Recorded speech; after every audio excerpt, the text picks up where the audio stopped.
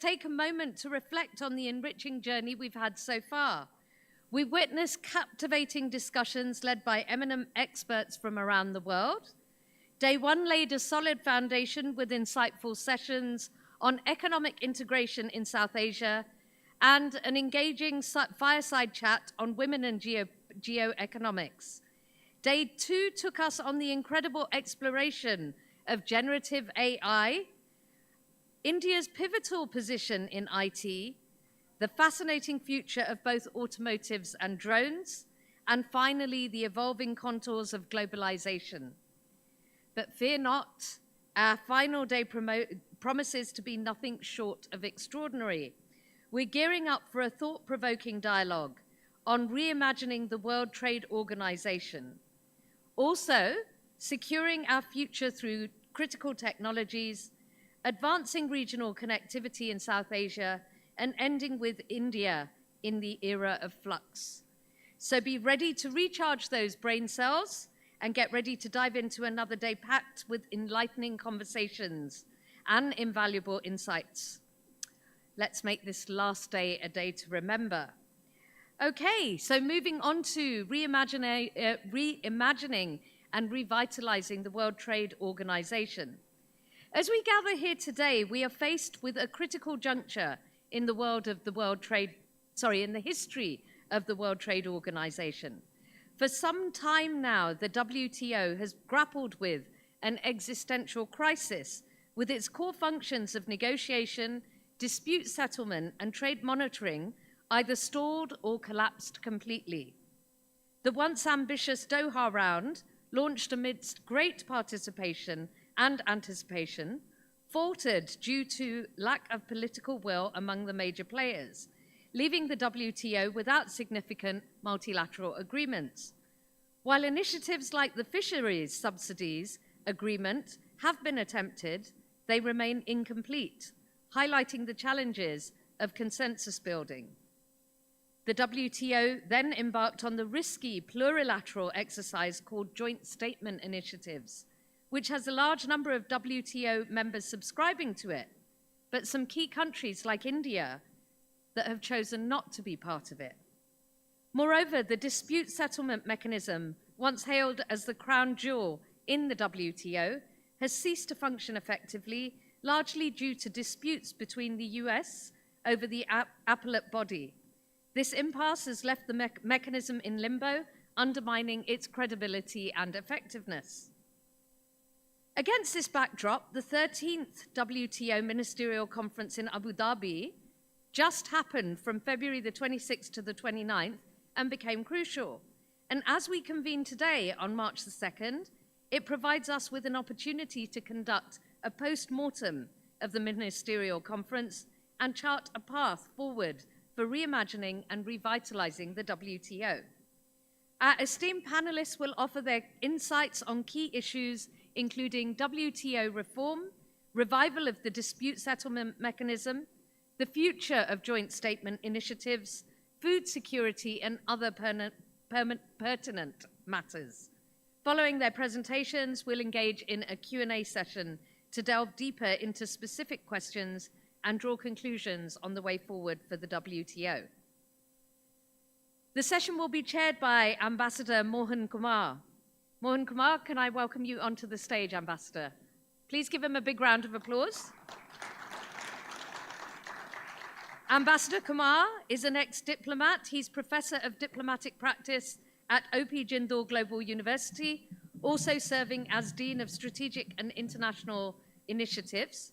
With a 36-year career in India's Foreign Service, he notably served as ambassador to France, fostering the strategic partnership, and to Bahrain during the Arab Spring. His expertise includes multilateral negotiations, particularly in GATT, WTO, and the UN, leading to the Paris Accord. Ambassador Kumar is an author and speaker on foreign policy and holds an MBA from the University of Delhi and a PhD from Sciences Po in Paris. I would also like to welcome onto the stage Dr. Atle Toje, Deputy Leader of the Norwegian Nobel Committee. Ladies and gentlemen, please give him a big welcome. Dr. Toje serves as the Deputy Leader of the Norwegian Nobel Committee and is a former research director at the Norwegian Nobel Institute. He completed his PhD at Cambridge and has lectured at universities worldwide. His research focuses on the intersection of security studies and European studies, with notable works including America, the EU, and strategic culture, and Will China's Rise Be Peaceful? Thank you for joining us today. And finally, I'd like to welcome Dr. Asanka Wijayasinghe, a research fellow at the Institute of Policy Studies in Sri Lanka. Dr. Wijayasinghe, please come onto the stage, and can you please give him a big round of applause? He's a research fellow at the Institute of Policy Studies in Sri Lanka, specializing in international trade, regional integration, and industrial policy. Holding degrees from prestigious universities, his research delves into trade policies that impact on house food security, GVC participation, and regional trade agreement effects. Ambassador Mohan Kumar, over to you. Thank you. Thank you very much, Vandana. Very good morning to all of you. I want to thank Pune International Center and Ambassador Gautam Bambawale in particular for this amazing opportunity. I don't know if he fixed the time, keeping in mind the conclusion date of the WTO conference, which he couldn't have known in advance. So could you believe it? This is the first forum about the discussion of the Ministerial Conference 13 at Abu Dhabi, and it is Pune International Center which will have the honor of discussing it. I mean, from tomorrow you will find the press completely subsumed with reports about this, but this is the first session because it concluded at 2 o'clock last morning.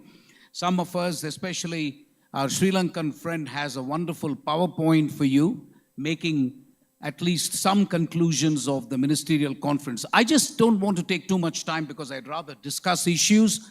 I'm going to make some introductory remarks, then give it to our Sri Lankan friend Asanka, who has got a PowerPoint, and then to my good friend Asley, who will tell us his perspective as well. As Vandana mentioned very pertinently, the WTO is supposed to perform three functions. You've got a negotiating function, you've got a dispute settlement function, and you've got a trade monitoring function. For purpose of function practicality, we will not discuss the last one, which is trade monitoring. In any case, WTO does that. If some of you are interested, I'm looking at the young people. The WTO website is a good one. Their annual reports are good. If you are a trade expert, you simply have to look at the WTO's annual report and UNCTAD's annual investment report. That will give you a fund of knowledge and information for those of you who are just beginning a career in international trade. So I'm going to essentially focus this panel's discussion on the two important pillars of WTO, the negotiating function and the dispute settlement function. And as Vandana hinted in her opening remarks, the WTO has not been performing well. I'm trying to now sound my diplomatic best when I say that. You could use worse words for the WTO. It's been paralyzed, it's been really dysfunctional, it's been dormant, it's moribund. You can say many things, but I think it's not been functioning well. The negotiating function of the WTO has two predominant and thorny issues. One is the scope of the subjects that need to be discussed in the WTO, and the membership is split down the middle. I will refer to it in a minute.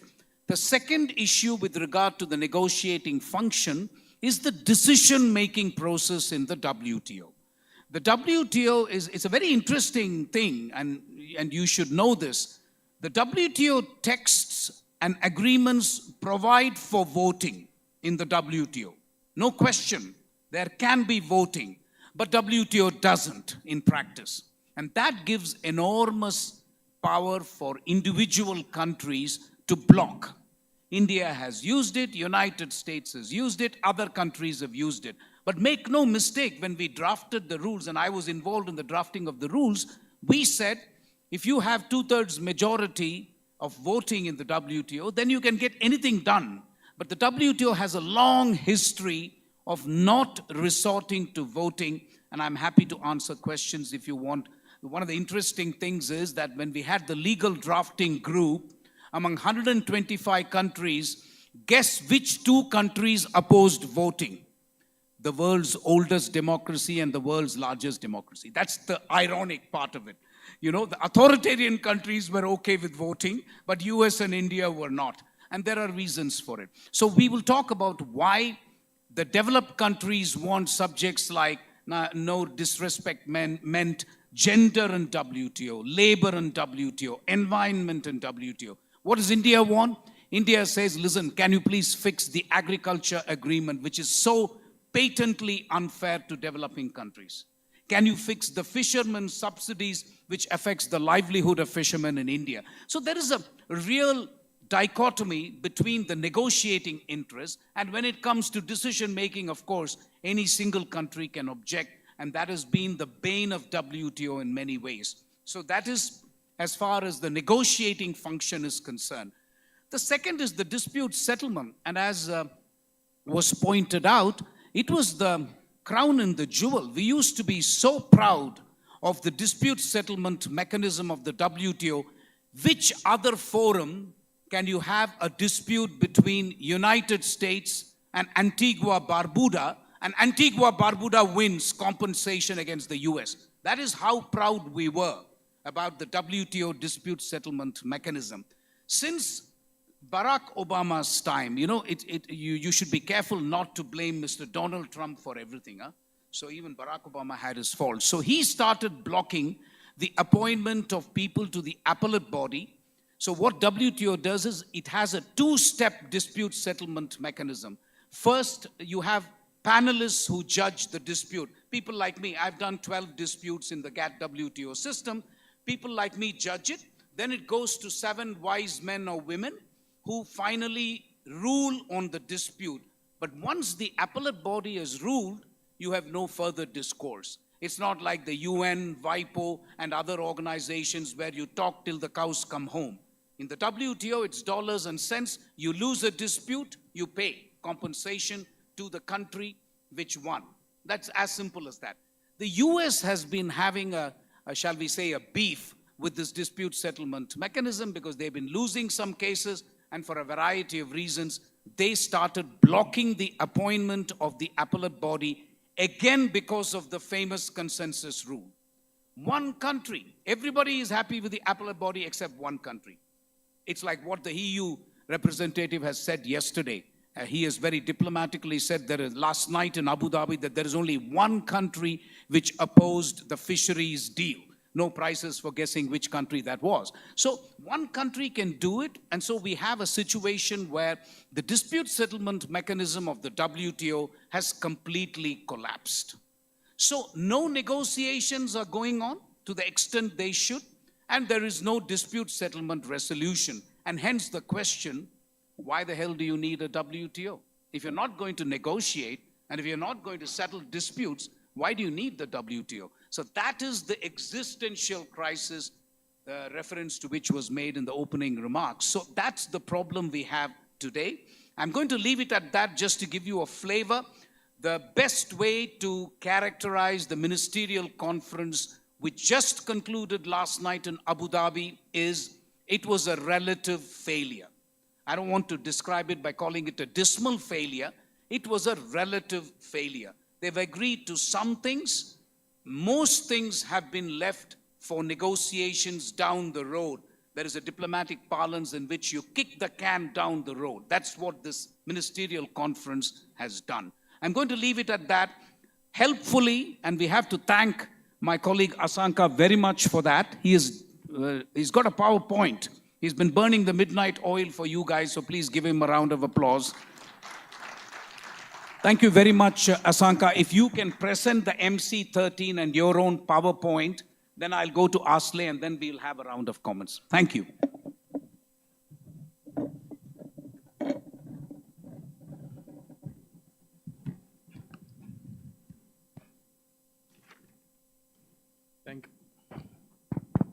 Thank you very much, Dr. Kumar. I will write down the time so I can plan the talk within 10 minutes.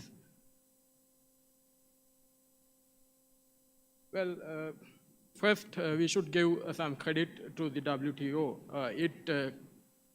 After the end of World War, it brought down tariff to a significant level. For example, around 1986, the applied tariff level was 13.6, and it was cut down by 2008 down to 7.5. This phase is called as the golden age of globalization.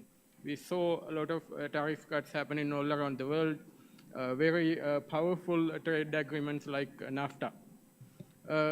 And also, China acceded to the WTO around 2000, which was significant in many ways. I won't.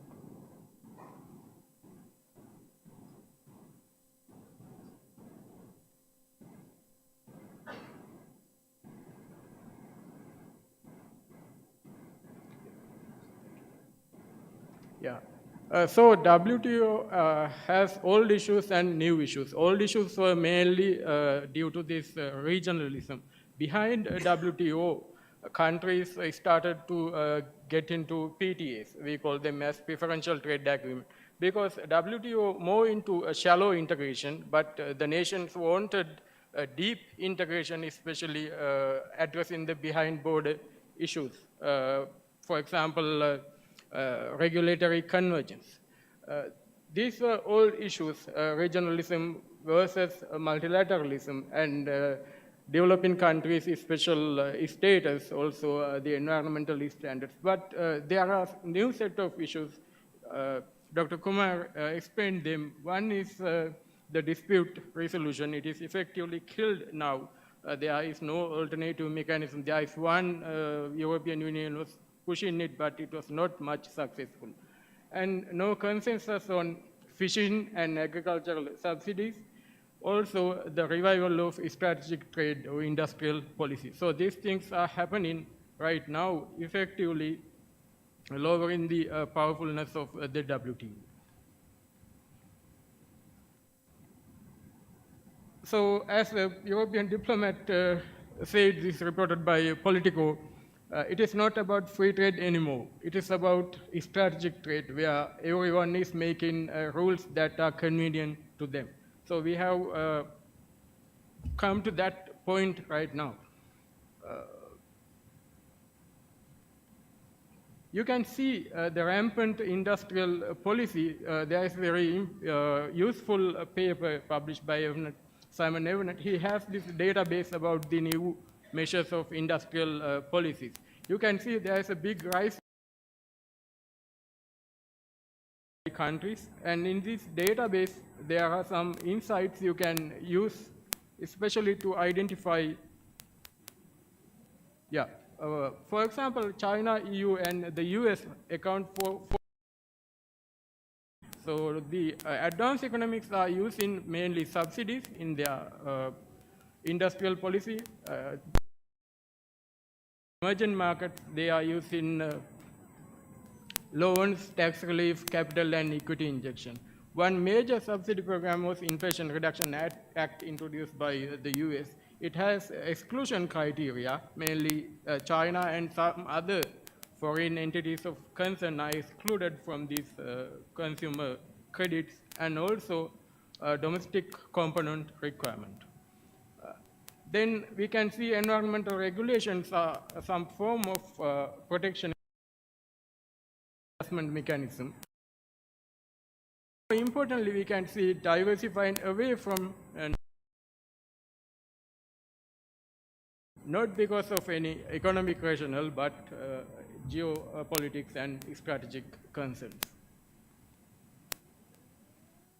So we should ask this question: is WTO dead right now?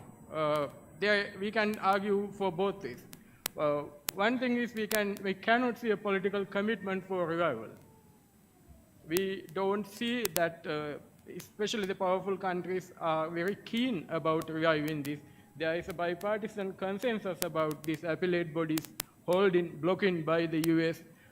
Even Biden administration is not working on to solve that, and continuation of Trump-era tariff is a major concern even under the Biden administration.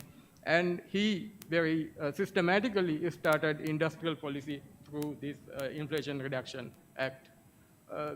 The EU is showing some willingness, but the observation is that EU is also testing the limits of WTO system with tools like CBM and deforestation. And yes, without reform, it will become increasingly difficult for the WTO to exercise these functions, but at the moment, it is doing the job. This is some other aspect, other argument. There are good things, positive things happened in MC3 concluded yesterday. For example, moratorium for digital tax on digital trade was extended for another 2 years. And LDCs joined, Timor and Comoros. I think they believe that this is a way for security. And there were some positive outcomes about domestic regulation of services. And LDCs will be granted LDC benefits even after the graduation. These are positive outcomes of yesterday's concluded MC3. However, agriculture subsidies, mainly stockholding programs, India is very concerned about that.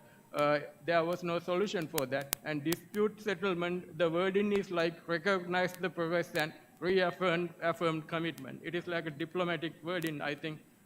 Basically, nothing happened. Industrial policy, no agreement. It is blocked, EU's proposals were blocked. And fisheries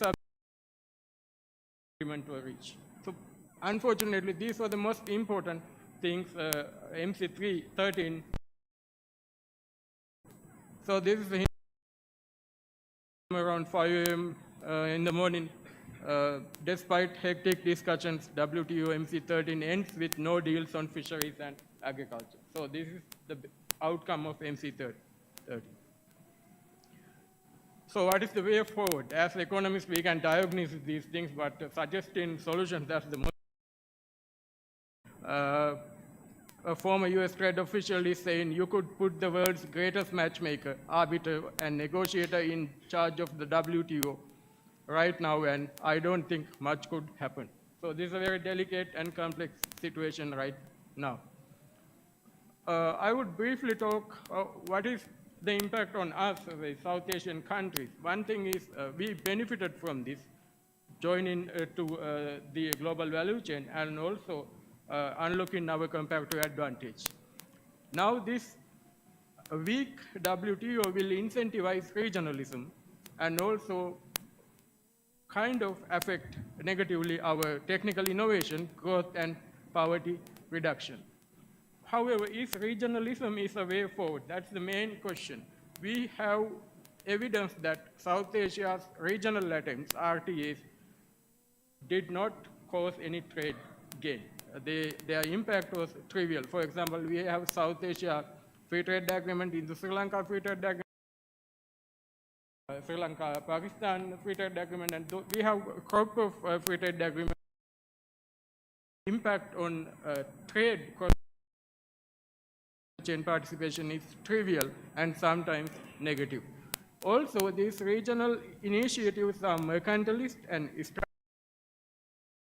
okay, we will give you some concessions, you give us some concessions. But these are like open up strategic industries within the country. Because of that, the factor market liberalization is not happening for the structural interested in unlocking your potential. You can see India is in the world as the most potential country to increase the economic complexity of the export basket. But to do that, we should join to the global value chains. That's the only way. You can see the other countries, Pakistan, Sri Lanka, Bangladesh, all are located in the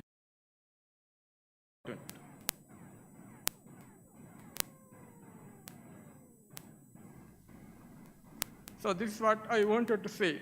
We, as Sri Lanka, have entered a lot of free trade agreements, but we are giving a lot of protection for domestic industry. We are not trade negotiators are not touching these areas in possible bilateral trade negotiations. So regionalism may not be much beneficial if they are negotiated in a strategic way. So a way forward, maybe developed countries fatigue economic issue, maybe developed countries try to increase their industrial tariff and try to open a negotiation, so they have leverage. Subsidies and also relaxation of STD should be discussed whether these things will bring us to a negotiation table. However, it is a daunting task. You can see in South Asian countries, over time, agricultural contribution to GDP has come down, but labor force is still in agricultural sector. For example, Sri Lanka, the contribution is just 6%, but 27% of labor force is in agricultural sector. So it is very difficult to liberalize the agricultural sector. So key takeaways are a weak WTO plus discrimination in the developed world will push South Asia to a lower equilibrium of growth. We should avoid that. Issue is increasingly a political one rather than an economic one. Economist has just, we can show, okay, this is the problem. Yet, reaching the national equilibrium tariff through retaliation makes both countries worse off than in free trade. We should not forget that important economic lesson. Yeah, it is a bit boring thing like national equilibrium and stuff, but students, if you are interested, you can check this. You can mathematically free trade, national equilibrium mean more welfare increasing. Okay, thank you very much. I think I took some more time here. Sorry about it. Thank you very much, Asanka's point, which concentrates morning to make his remarks. I want to give the audience a flavor against in the WTO. I've been saying this for a while, that whenever the new government takes office in May, will only have everything else is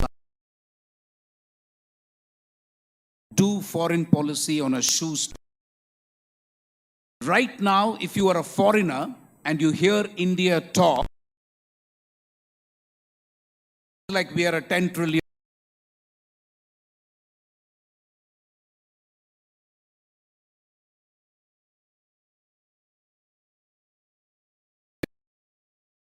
Pretty fast.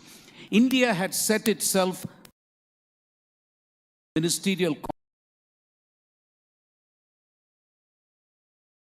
the appellate body. India holding issue. We can't do this from year to year. We are doing on the border between the ensconced to it all to travel of the whole country. The fact of the matter is Punjab has started be consuming at all. They should be more water than wheat. But the fact is they also has a direct relevance to WTO. But whether India reforms by every, there is no conviction per se in states and centers to reform. So the second was achieving a permanent objective was in terms of protecting the livelihoods of fishermen.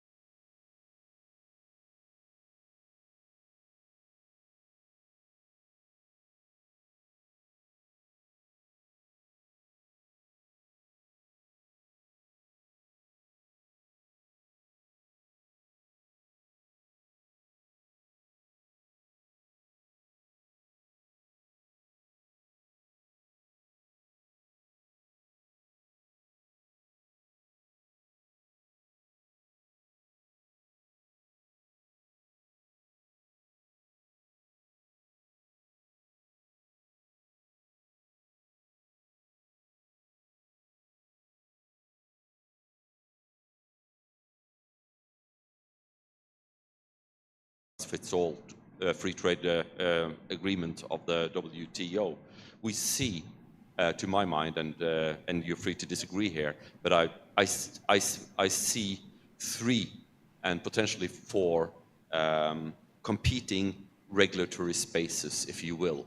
One being the United States, through the sheer force of the American dollar and the centrality of the United States in the global trade. They are unilaterally imposing a set of rules, last seen over its various sanctions regimes that every actor will have to at least relate to, if not adhere to. At the same time, we see China building its own regulatory space through interlinked series of FTAs, where some 40% of Chinese trade is now carried out bilaterally and not within really the confines of the WTO.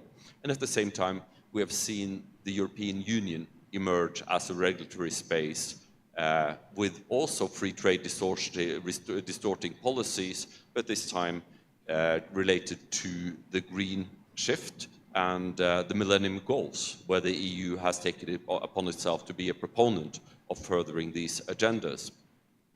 I think it's going to be very interesting to see in the years to come whether India emerges as a 4th regulatory space, if you will.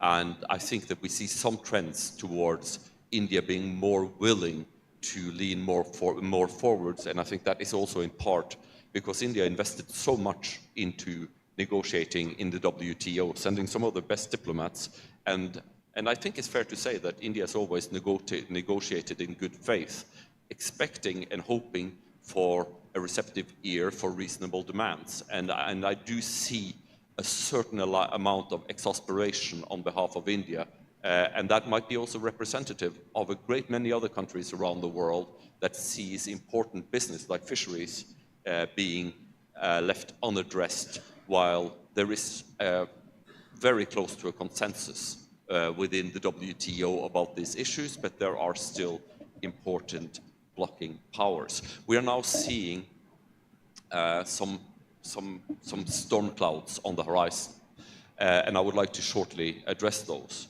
One is the statements now coming out of both North American, European capitals directed at China, warning the Chinese against dumping, especially within free product categories, one being solar panels, second being electronic vehicles, and third being iron and lithium batteries. And I think there is a great concern that China is going to undercut industries in Western countries, and this might actually blow up into a proper large-scale trade dispute, especially if the American election goes the way that Dr. Kumar outlined. India has had its own back and forth with the WTO concerning, not limited to, but about food subsidies in India and also import duties that India has been criticized for, and India being strongly objective to new green tariffs imposed by the EU, the fisheries questions, and a raft of other lesser questions that the Indians feel has not been properly addressed within the existing frameworks. And I think that it is fair to say, even if I am a representative of the West, at least I'm a child of the West, to say that Western countries, when it comes to subsidies and protectionist measures originating in green policies, we are not always wearing the white hat, if I may say that. I think that we have not always been negotiating in good faith, and I think that we must share our part of the blame for the current dysfunctionality of the WTO system. So, what is the road forward? And I think that we will all make our comments about that in the but I thought I'd pitch in my first remarks about where do we go from here. I think that the former Norwegian Foreign Minister Anniken Huitfeldt made some very good and sound remarks about multilateralism as a global value, I think that pretty much all scholarship would say that the freer the trade, the better it is for the globe. Free trade generates just so much better outcomes than rivaling protectionist measures.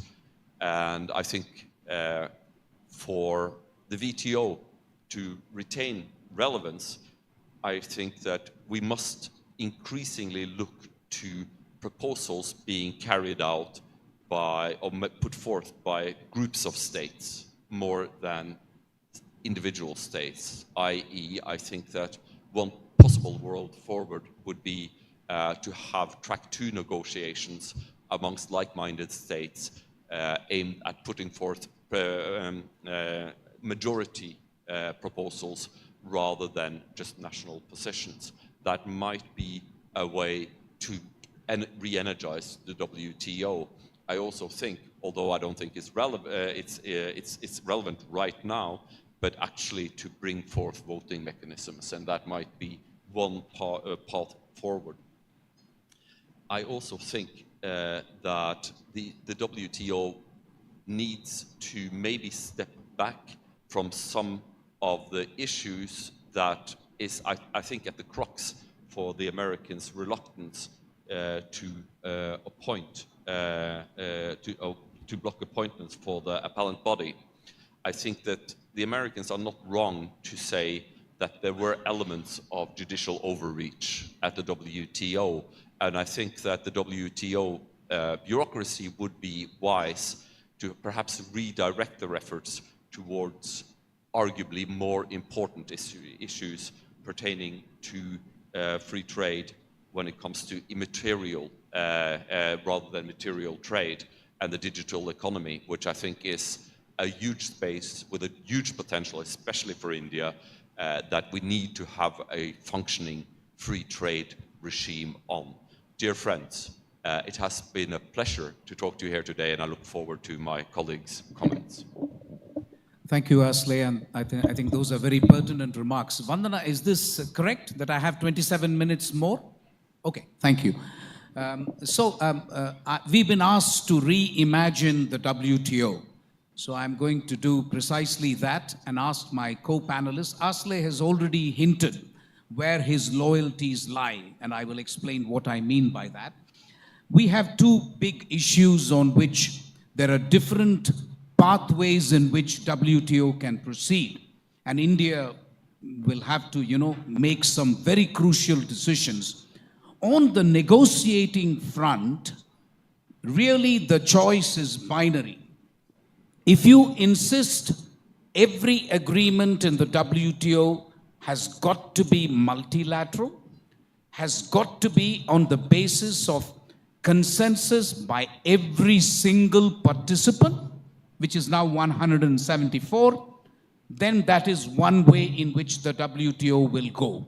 I mean, that is the current WTO. It's going nowhere, and it will take time because consensus is not easy and things will take time. The other way in which WTO can go, and very frankly, since I am no longer with the government, I can stick my neck out and say this, I see the WTO going in this direction, much to India's chagrin and India's disappointment.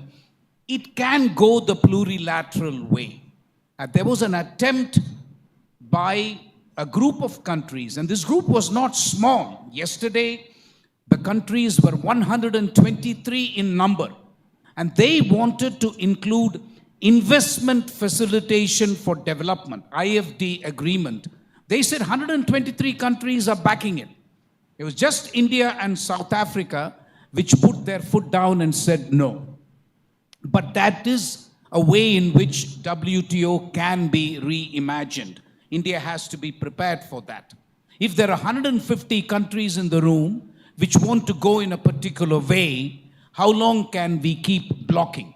So that is something that India, I'm not saying India is right or wrong, I'm merely reimagining the WTO. So that is one critical issue on which, Asanka, I want your views, because Asle has already hinted that he is not opposed to majority voting.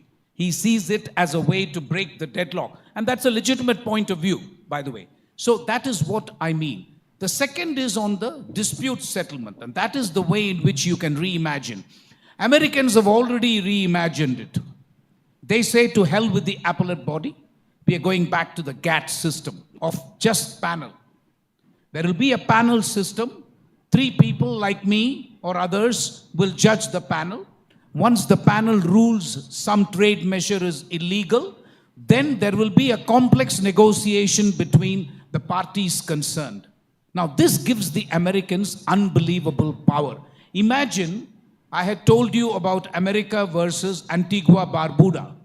If the appellate body was not there, there is no way Antigua Barbuda would have won. Americans would have just knocked Antigua Barbuda on the head and every part of their body and said, go to hell, we are not agreeing with you. So that's really power politic and real politic. Interestingly, India has settled all its disputes with the United States in the WTO bilaterally. Please note, since the absence of the appellate body, we have bilaterally negotiated with US, and all WTO disputes between US and India have been settled bilaterally. But India is India. You can't expect Antigua Barbuda to do the same thing, right? So I think that is one way in which you have to envision the WTO. Do you want the appellate body? And if you want the appellate body, do you wait for post-Donald Trump? Because that is when it will happen. It will not going to happen anytime soon. Or do you go the bilateral route? Because Robert Lighthizer, the previous USTR, has been very clear. He says, we hate the appellate body because they have been accused, as Asley and Asanka said, of judicial overreach. So the real way in which you can reimagine WTO is WTO multilateral or plurilateral? Is WTO based on consensus or WTO based on voting? Is WTO going to go back to the GATT system of panel, or do we continue to insist on the restoration of the appellate body? These are the 2 different visions of the WTO that I see in front of me. Very, very different. And obviously, India would prefer multilateral. India would prefer not to vote. India would prefer appellate body. The question is, are those aspirations realistic? That is the question. And what if 150 countries say, sorry, we don't share that vision. We are okay with voting. We are okay with GATT panel. What's wrong with it? So I want to get the views of first my 2 panelists. Asley, I think, has already said, but if you can add. And then I go to the audience for questions. Asanka, what is your take? Would Sri Lanka, for example, and obviously you're a smaller country than India, so are you okay with this plurilateral voting and GATT panel system? Well, there is a pitfall when we talk about these plurilateral initiatives. There is a chance that countries behave like blocks. Okay. That's a problem. These global value chains can be further fragmented and concentrated among few friendly countries. Some countries might be further excluded. That's a big problem.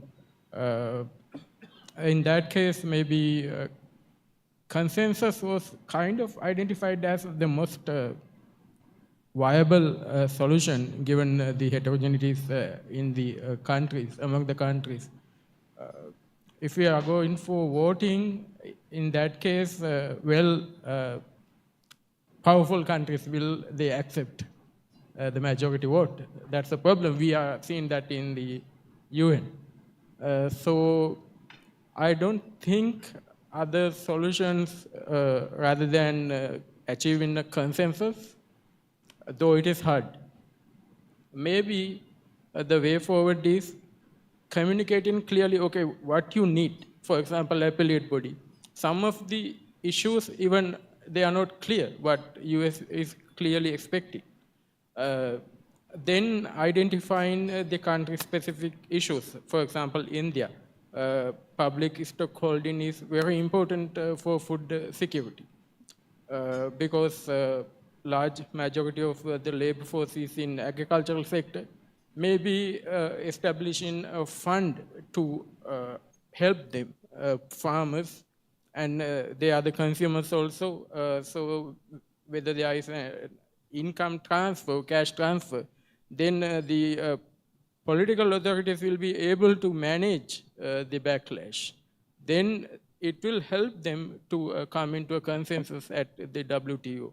So those kind of approaches might be necessary rather than remodeling this into a way that the effect of WTO will be further reduced and fuel the current block level responses to the trade policy. Yeah. Okay, so pretty much in favor of status quo. Asle, it's interesting. You're not very much a bigger country than Sri Lanka, right? I hope you don't mind my saying that. You're small too, but your approach is different. You seem to be okay with voting, and you seem to be okay with majority voting in the WTO to find a way forward. Do you still hold on to that view after listening to Asanka? Well, again, stressing I don't represent the Norwegian government, I think that we do need to have a degree of realism. Just to give an example, during the high-level week in New York in September last year, only one leader of a great power attended, Joe Biden. In the past, the leaders of all the great powers would attend, including India, and I think this is indicative of the state of multilateral cooperation. There is a degree of globalization fatigue, if you will, in the West, and at the same time we see the forces of geopolitics making these sort of consensus bodies, as the WTO was envisioned, less operable, less likely.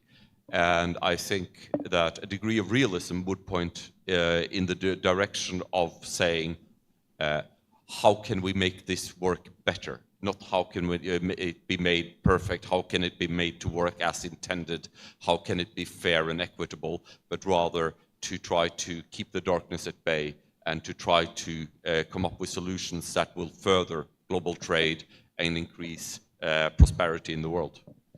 Thank you very much. So before I throw it open to the floor, the only point I want to make is for some time, I've been observing WTO for a long time now. For some time, I've found that the WTO is directly at odds with the SDGs, frankly. If you see the agriculture agreement of the Uruguay round, actually I can argue that the way they have interpreted the agreement for countries like India, it is against the SDGs goal of abolition of extreme poverty and abolition of hunger. That is why we need the MSP. And the WTO forbids that. And in 1986, we went and somewhat foolishly agreed that the subsidies given will not exceed 10% of the value of a commodity. I remember asking Mr. Hoda, who was really the father of India's trade policy, that, listen, is this 10% enough? All my civil servant friends laughed at me and said, listen, we are nowhere near that figure. But I'm proud to say it was a legitimate question. I was looking forward to an age where maybe we are capable. And today, we exceed the 10% threshold in sugar and rice. That is why you need the peace clause in the WTO. So actually, you can argue the WTO is not working or not helping countries work in favor of achieving SDGs, intellectual property rights, clearly against access for medicine for all. Where is the question? I mean, the intellectual property rights favor patents. They favor big pharma. They do not favor universal access for health. Everybody knows that. And that is why I had argued that we need to have an SDG round of negotiations in the WTO. That's the only way out. Poor countries and developing countries are not convinced that WTO helps them achieve their development aspirations. It helps corporates, yes, in both India and US or in the West. But I'm talking about developmental aspirations of abolishing poverty, access to health, access to water, and access to medicines. Those are the things which I think the WTO is not openly seen as achieving. Any questions from the audience? Because we have a wonderful panel, and I thought if there's anything at all, yes, please. Hello, good morning, everyone. Yeah, I'm Shafat Yusuf. I have two-pronged question. One is that as we see WTO going forward, do you see there is a remnant of some colonial, thing there that West is still going on with its colonial past and imposing things on global South?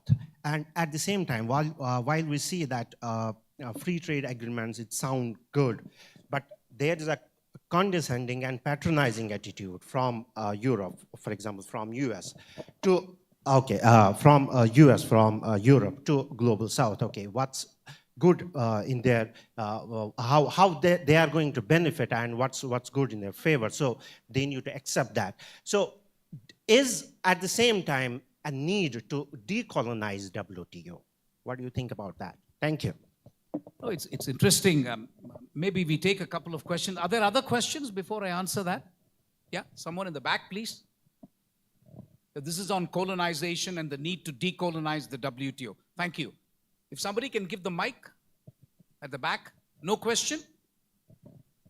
Yeah. Ambassador Lata Reddy. Yep.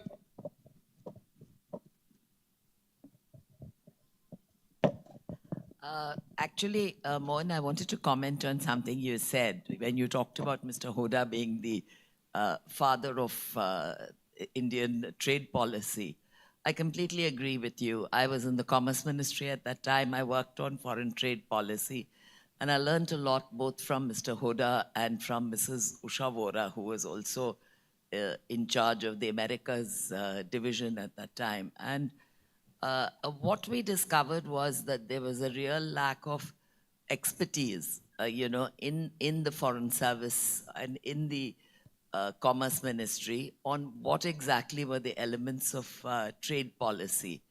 Now, I'm not quite sure what the situation is today, and I'd like your views, as someone who's worked on trade policy before and has followed developments in the WTO, that how can we help developing countries, particularly perhaps India doesn't need it to the same extent today because we've built up quite a good cadre of people who are experts on foreign trade policy.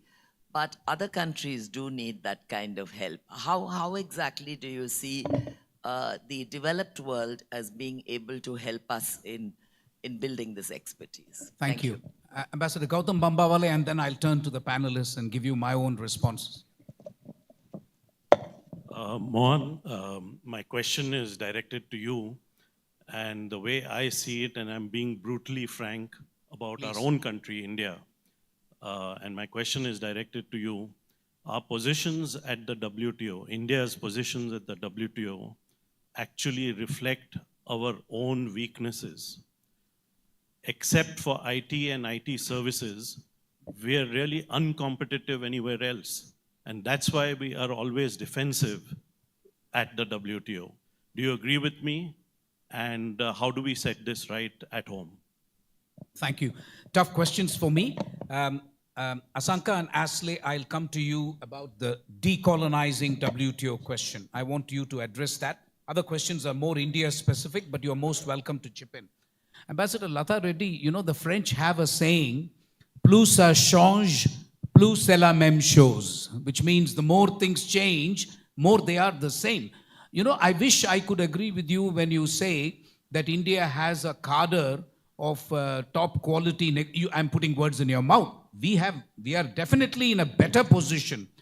But we have a way of bringing in district magistrates of Jhumri Talaya and making them immediately joint secretary TPD who will go and negotiate with UK. The Indian Administrative Service, and please don't take me the wrong way, there are wonderful officers there like Mr. Hoda, but that was an exception. Mr. Hoda spent his whole lifetime doing trade policy.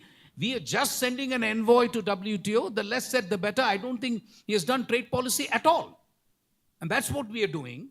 And EU has told me, when I met the EU negotiator on FTA, and I kept saying, we must do it. He says, Mohan, but where is your expertise? There is only one lady, and she is busy with UK. Ask her to please finish with UK and then come to me. This is what they said. So we have a massive shortage of manpower. And that is because we are not able to figure out how to put people in Commerce Ministry for long periods of time. So we have that problem. I'm happy to say that there are any number of ways in which now people can get trained if they want to, if their governments would let them. For example, the WTO training course is very good.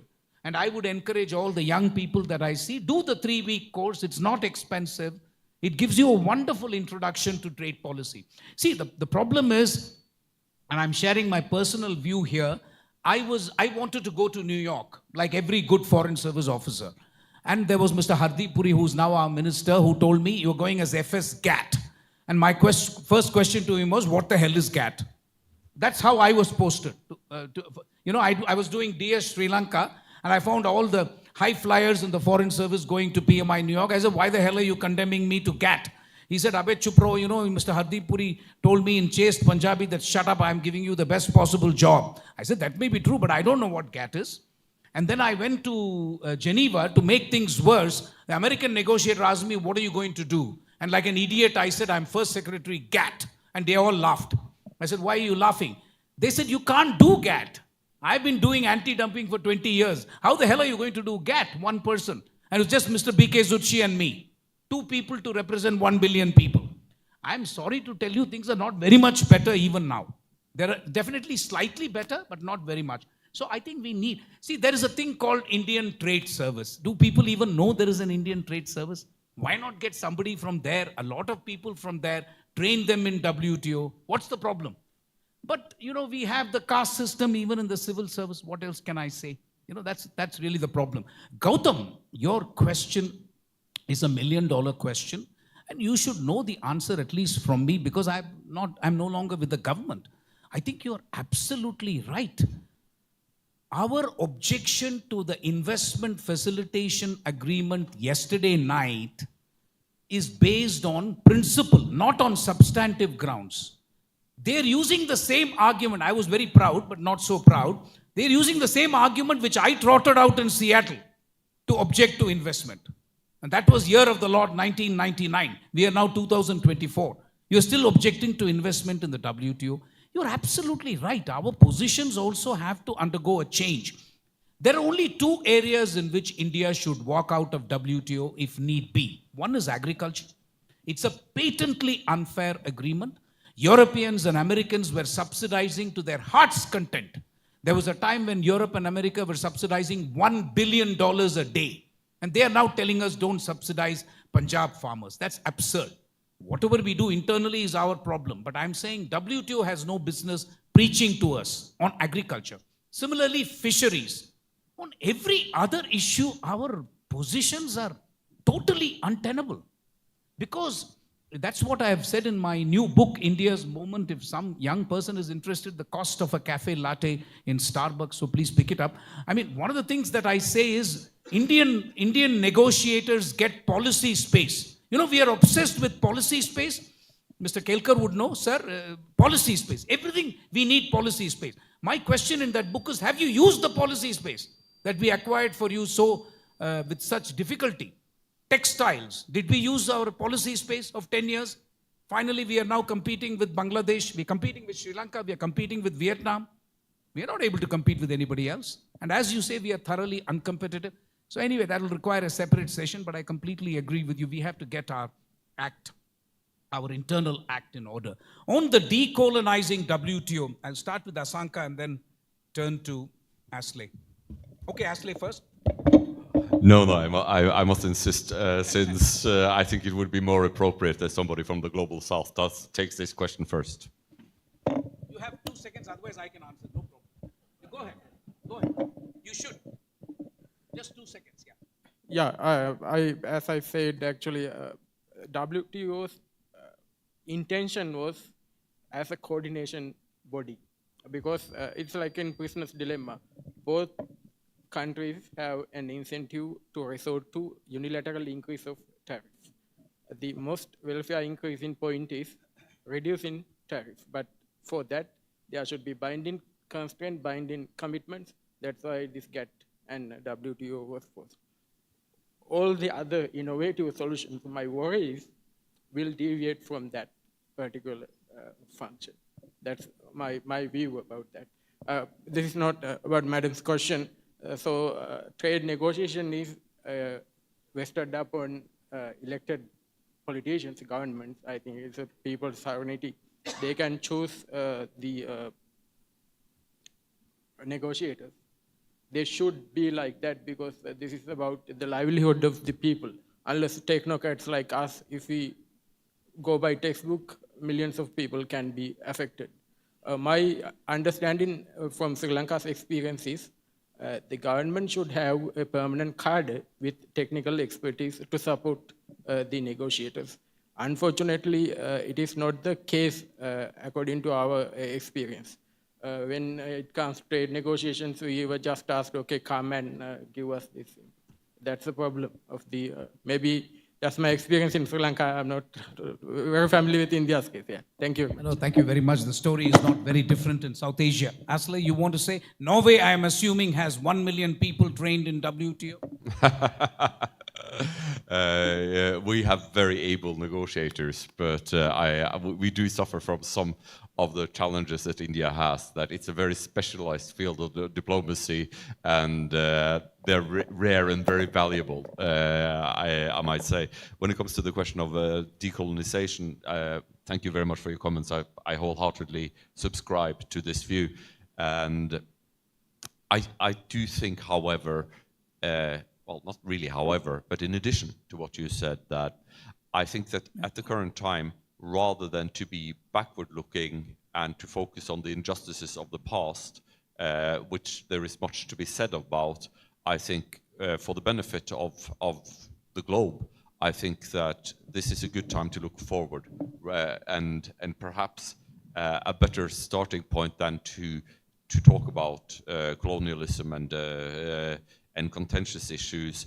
I think that we need to have a more of a win-win mindset and to see how can we make what we have work better and to work better for the majority of the global population who are living in the global south.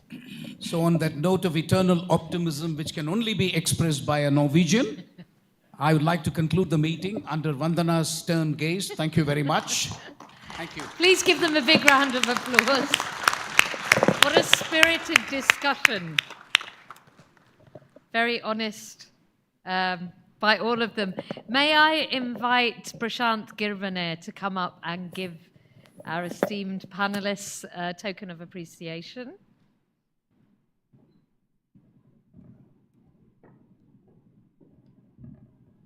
So let's start with the one who's come from furthest away, Asle, Dr. Asle Toje, Deputy Leader, Norwegian Nobel Committee. And then to Dr. Ashanka Vijayasinghe. Big round of applause, please. A Saturday morning round of applause. And then to our very spirited moderator of the session, Ambassador Mohan Kumar. And let's get a photograph.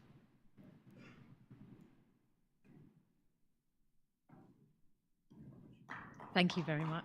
Thank you. Thank you. Good to see you. Thank you.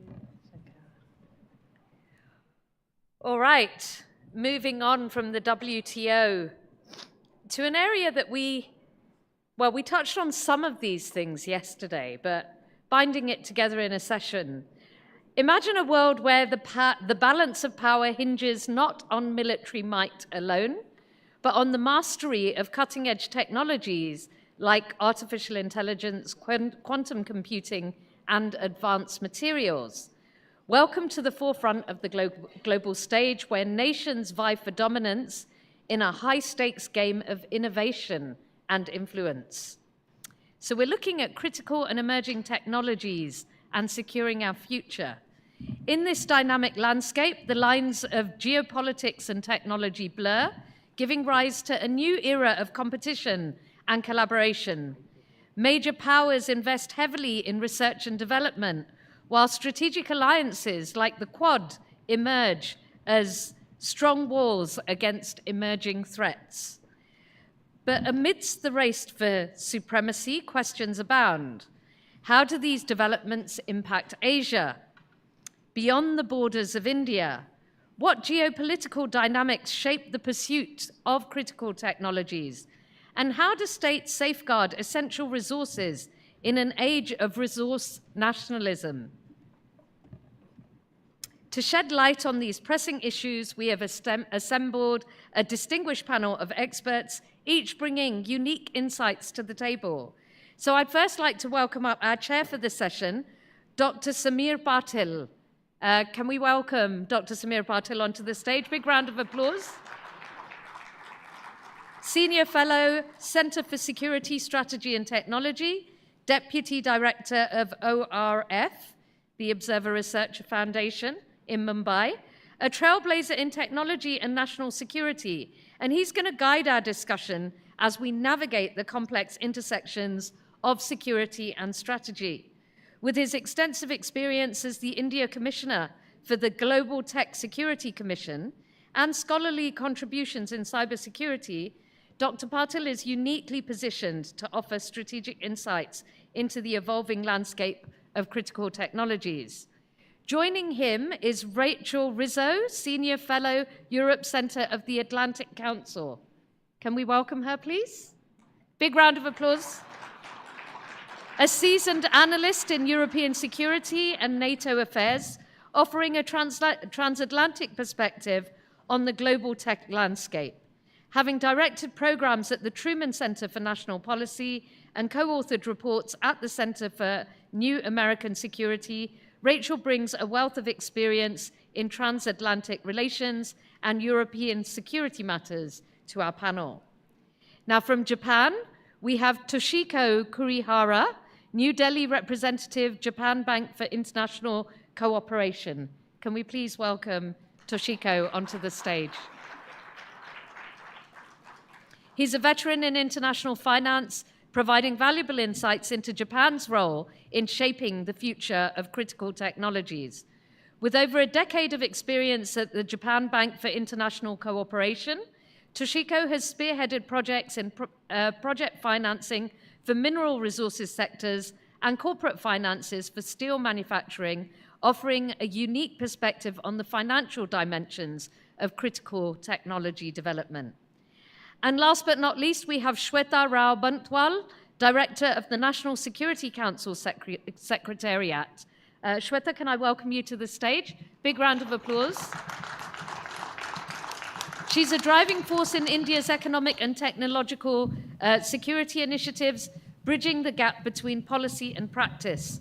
With her role as Director in the National Security Council Secretariat and her involvement in initiatives like the India-US initiative on critical and emerging technologies, Shweta brings first-hand knowledge of India's efforts to navigate the complexities of the global tech landscape.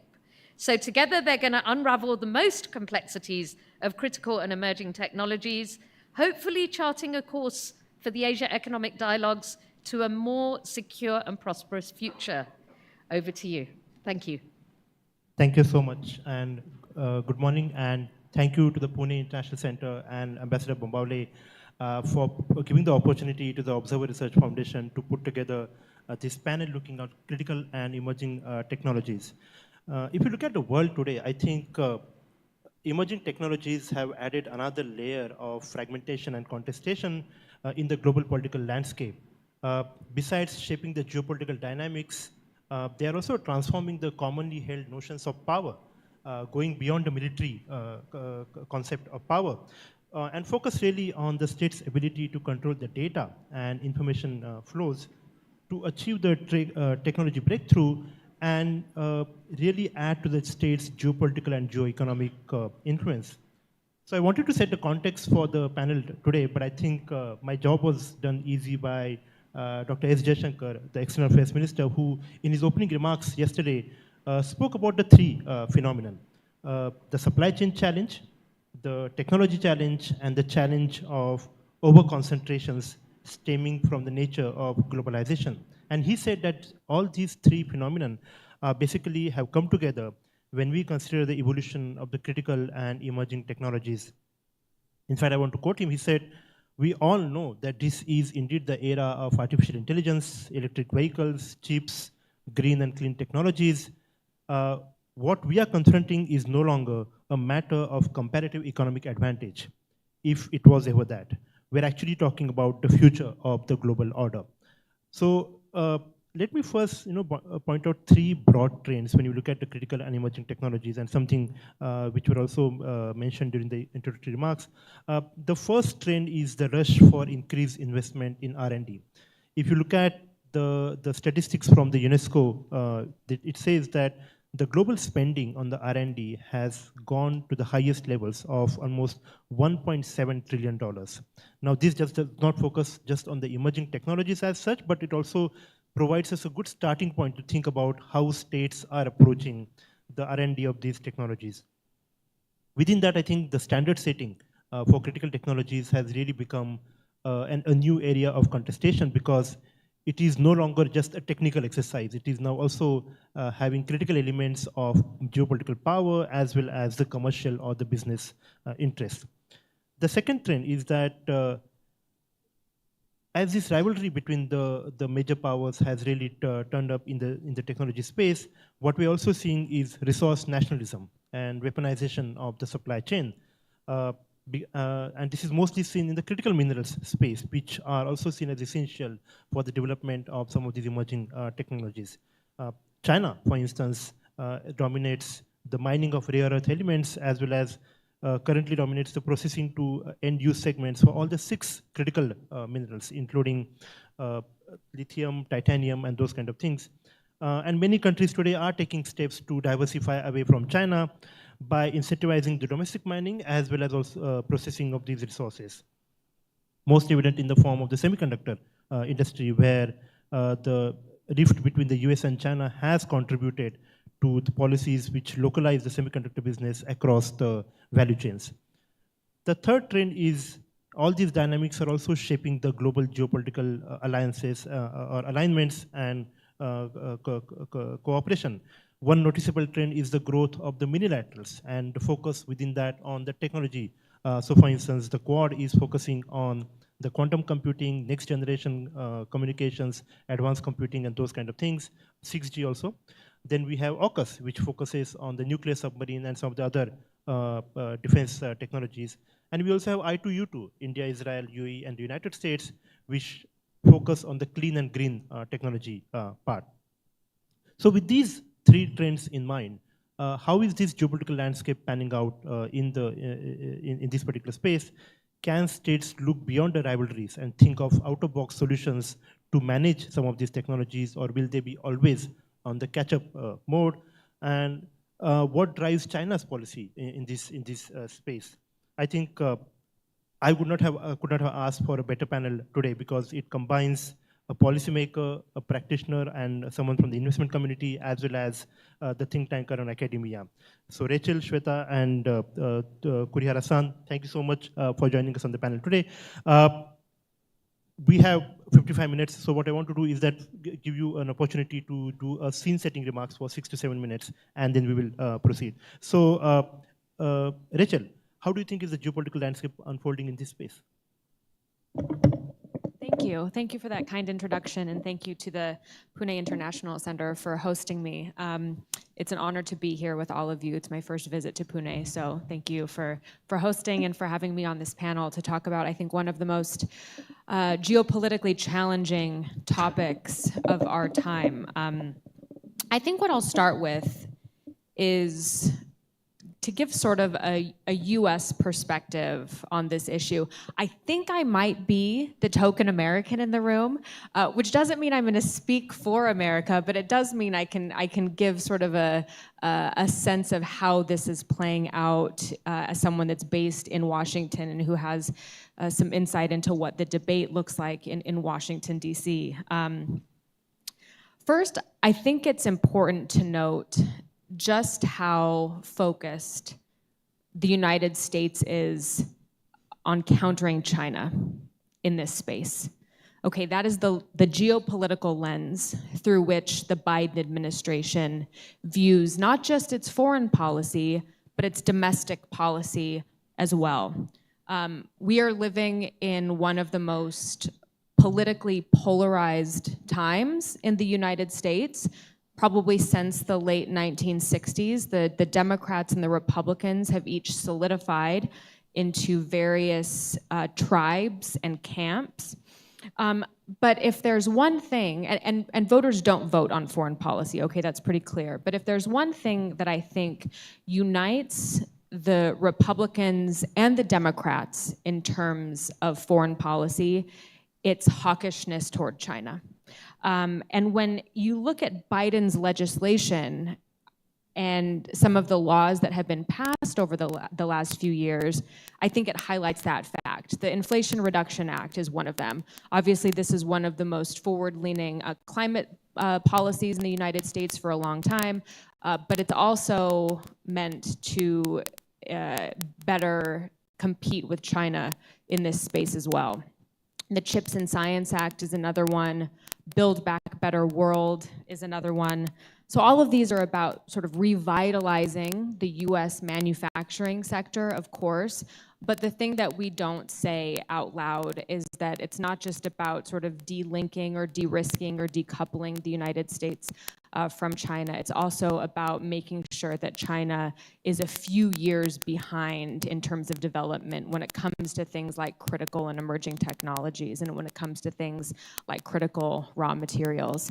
Looking at the export controls, for example, that the Biden administration put in place in October of 2023 on things like microchips. And you had NVIDIA, which is a company with a market cap of $1.94 trillion, sort of bear the brunt of those export restrictions in the United States in the name of national security. And then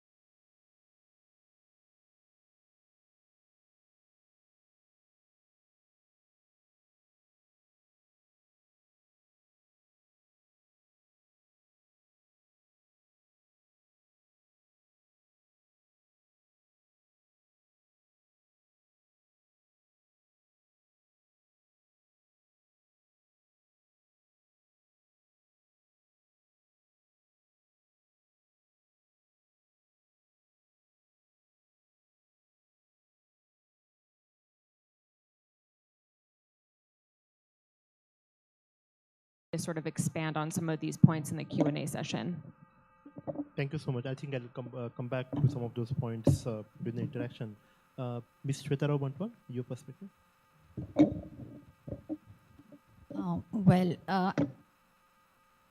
Talking about critical and emerging technologies, what we are seeing now is that these critical and emerging technologies have actually come out as a strong instrument for both national power as well as national security.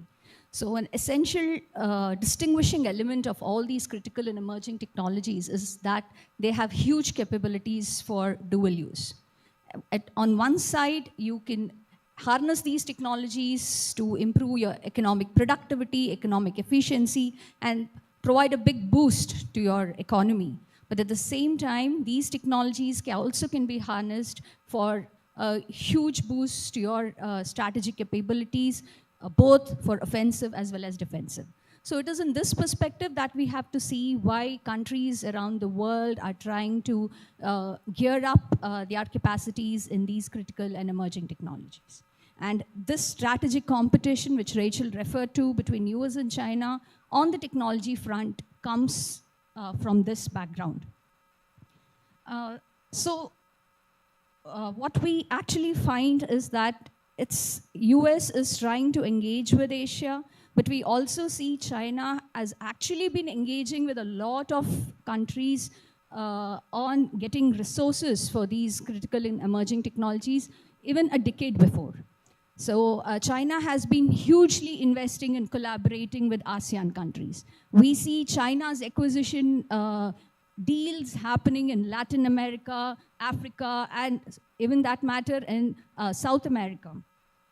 So we should be actually contextualizing this importance of critical and emerging technologies and how countries led by the strategic competition between US and China are actually creating two different polarized worlds of technology. So it is in this context that India sees itself that it can possibly look at bridging its gaps in technology vis-a-vis its neighbor, not to actually, for strategic reasons alone, but to actually boost its own economy. So collaborations like the India-US Initiative on Critical and Emerging Technologies is one such initiative where India is aspiring to actually leapfrog into the next generation of technologies, which gives a big boost to its own economy. The country is able to gain benefits out of these application of technologies on a large scale and actually be a very serious contender in determining how these technologies can be put to use in the future. So even this context of standard setting, we do not want, I think, whether it's in the WTO or any other international fora, India has been actually has been standing strongly for democratization. And even in the technology sphere, we are actually trying to democratize technologies.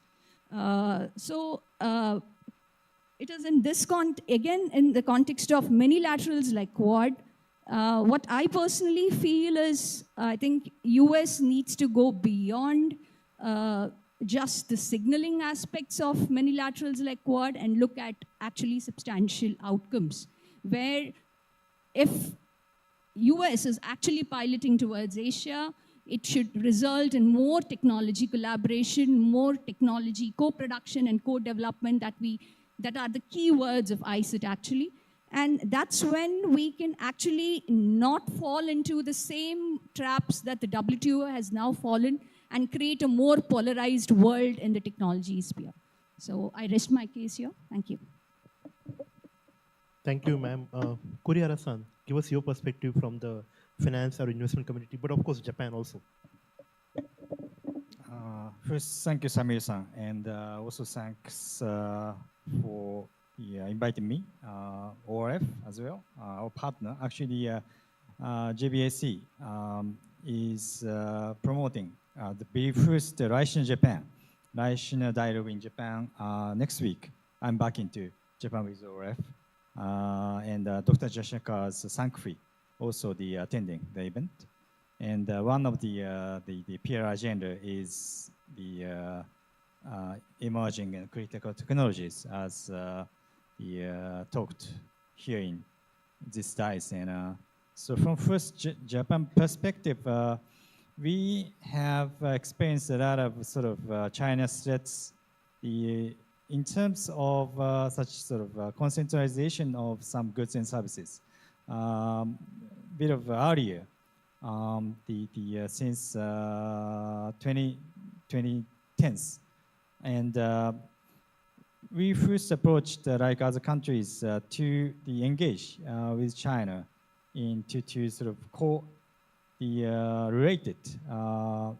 correlate with that country. And we found that we have to diversify that such manufacturing cluster, not only in China, to the other Southeast Asian and finally into other like South Asian countries.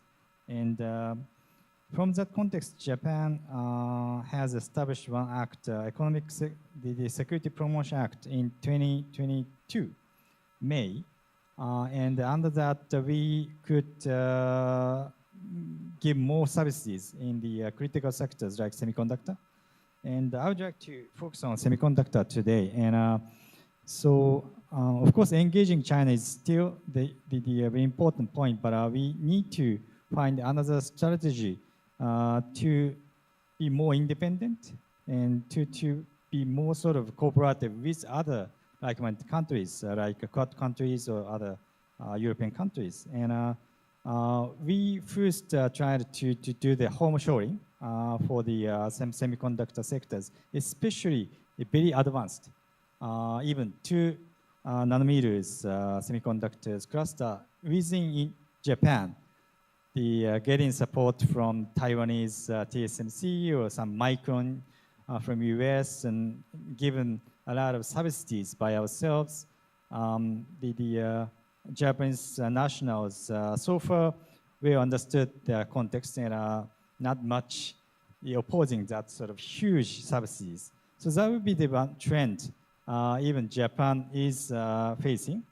And as a practitioner, how to realize the another sort of like-minded countries ecosystem establishment, India. India is very partner for Japan and other like-minded countries, Quad partners. We wish that India could establish semiconductor ecosystem, especially power semicon, and supplementing the Japan or US's very high-end semiconductors. We may introduce, we may export such sort of advanced the semiconductors to India. Vice versa, if you, India, could establish good semicon ecosystem of power semiconductor, 15 or 40 sort of nanometers level, then we could also enjoy that sort of semiconductors from India to the Japan or other like-minded countries. So that would be the one concept between Japan, India, semicon supply chain cooperation signed between the IT Ministry of India and the Ministry Vaishnav and Japanese METI, Industry of Commerce. So under that, JBIC, Japanese government financial institution, has to support India to establish that ecosystem in India. I came here from 2019, and I found that India has huge potential, good engineers, and good resources, and good relations with Quad countries. So but implementation is the key, and very details will be the key. Finance is the key to really establish the ecosystem in particular countries. So first, finance, subsidies by IT Ministry and the India Semicon Mission is great breakthrough. Like Microns, Japanese companies had approached a lot to this ecosystem. Very recently, congratulations to 3 announcements by IT Ministry. That one is Tata, the fab, the facility in Dorera. Actually, the Dorera is under NICDC, the National Industry Corridor Development Corporations. This is by Japanese government, JBIC, and the DBIT's collaborations since 2014. And so I'm so glad from my perspective as well. And the second one is Tata's, the assembly line in Assam. Very important because Japan is focusing on Northeast development. So this is huge developing opportunity for Northeast to enjoy the sort of ecosystem, manufacturing ecosystem, almost first time like this. And the third one is more Japan involved. Renesas invested 7% in that semicon assembly and the testing facility in Sanand, Gujarat, together with Murugappa Group, CEG Power, I think, and Thai company. So 3 the very big announcements would be to be realized, implemented. So implementation is very key. So we would like to realize from practitioner's perspective, the finance is the key. Not only subsidies are enough, you need to bring very important sort of equity financing. I believe that Tata has enough capacity for the equity financing, but they may need to invite other equity partners. So who should we do that? JBIC's established the joint venturing, the fund, public investment fund with NIIF, National Infrastructure Investment Fund, under Indian government and some of the strategic partners. And through that fund, we may support some equity financing for that critical sectors, the challenge from equity perspective. So, and also we have a debt financing, but some might be a bit of optimistic to enjoy debt financing on the project or structured finances basis. I think from my perspective, I think you should not be such optimistic. For such sort of challenging project, the private financiers not very aggressive to put their debt money into that SPV, special promotion vehicle only. They may need to get some assurance from the sponsoring companies, maybe from Tata or maybe from CZ Power, Murugap Group, maybe from Renesas. So finance, I understand 10 years back, India had some good projects, but failed. I understand some sort of financial issues was there. So Indian government and some related concerned departments should run with that sort of practitioner's perspective to finally enjoy that full sort of finance package. That's my one suggestion. Taking too much time, and but second pillar is whole value chain is important. The project promoters, Tata or Renesas or CG Power are excellent, but you need also find the very good ecosystem partners from material side, the logistics and some testing, the manufacturing facility like Tokyo Electrons or Canon's equipments will be very, very important. But such equipment is too big and also very sensitive. So you need the sort of hundreds of engineers from Japan or from Taiwan or from Thailand for 1 year term. So you would need to prepare the ecosystem of to the living sort of basis or sort of the places and also the environment for such engineers to comfortably settle and put the utmost effort into the project. So ecosystem is very key, another key. I will stop here.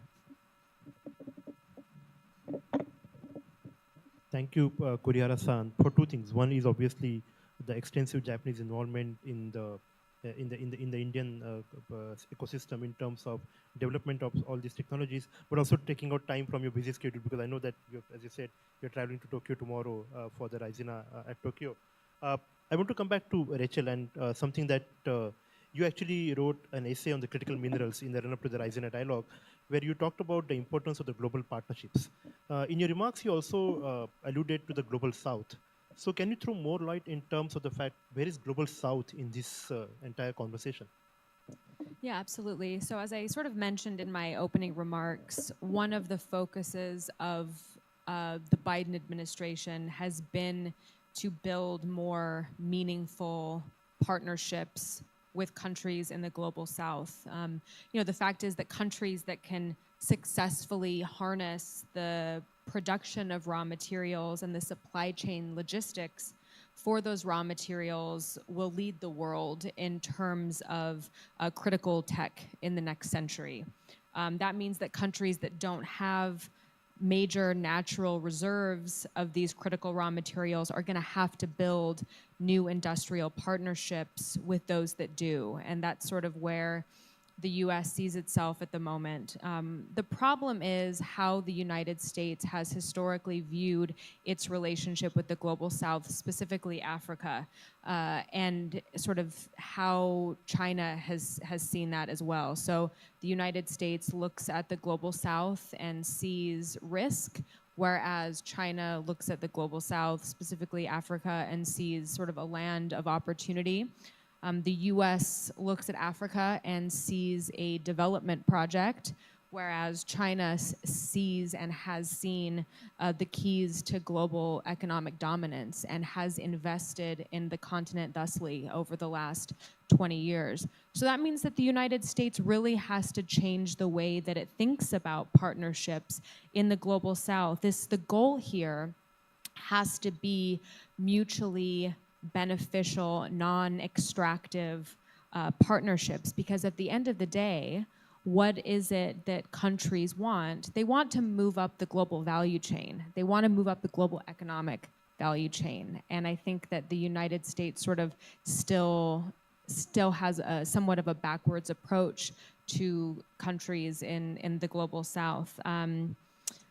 That means, I think, for the US, harnessing and helping to harness private sector finance and helping private finance sort of de-risk itself.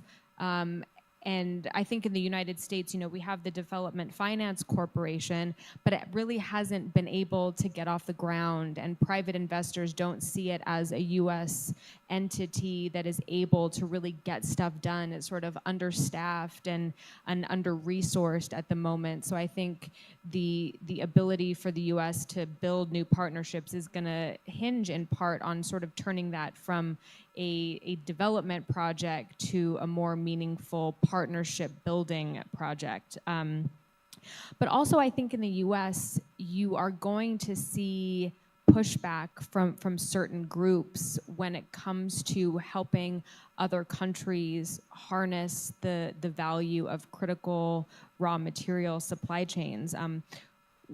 Just look at the Mineral Security Partnership, for example. You had the Alaska Miners Association come out and speak out against the MSP, saying that it would encourage mining development in other countries, but not in the United States because of various environmental concerns. So this goes back to the earlier point that I made about the sort of differing approach between Republicans and Democrats. And it's going to be really interesting to see what happens if Donald Trump is elected again in November of this year. But regardless, I do think that building more mutually beneficial and non-extractive partnerships with countries in the global south will be and should be a focus of either US administration.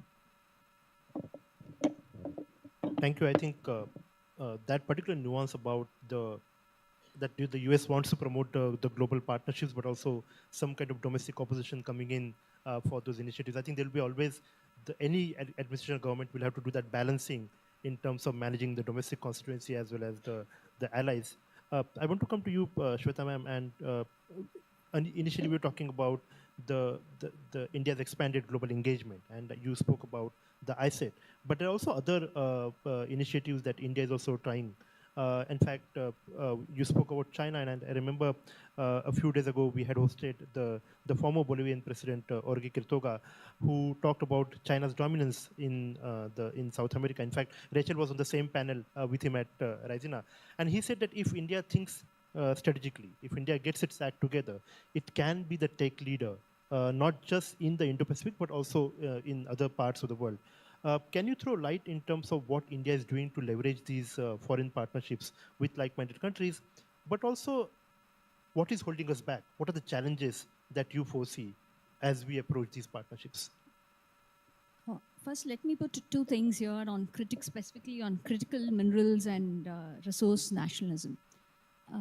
With these new resources, particularly critical minerals, countries which are resource rich in these critical minerals are finding a new venue for economic development.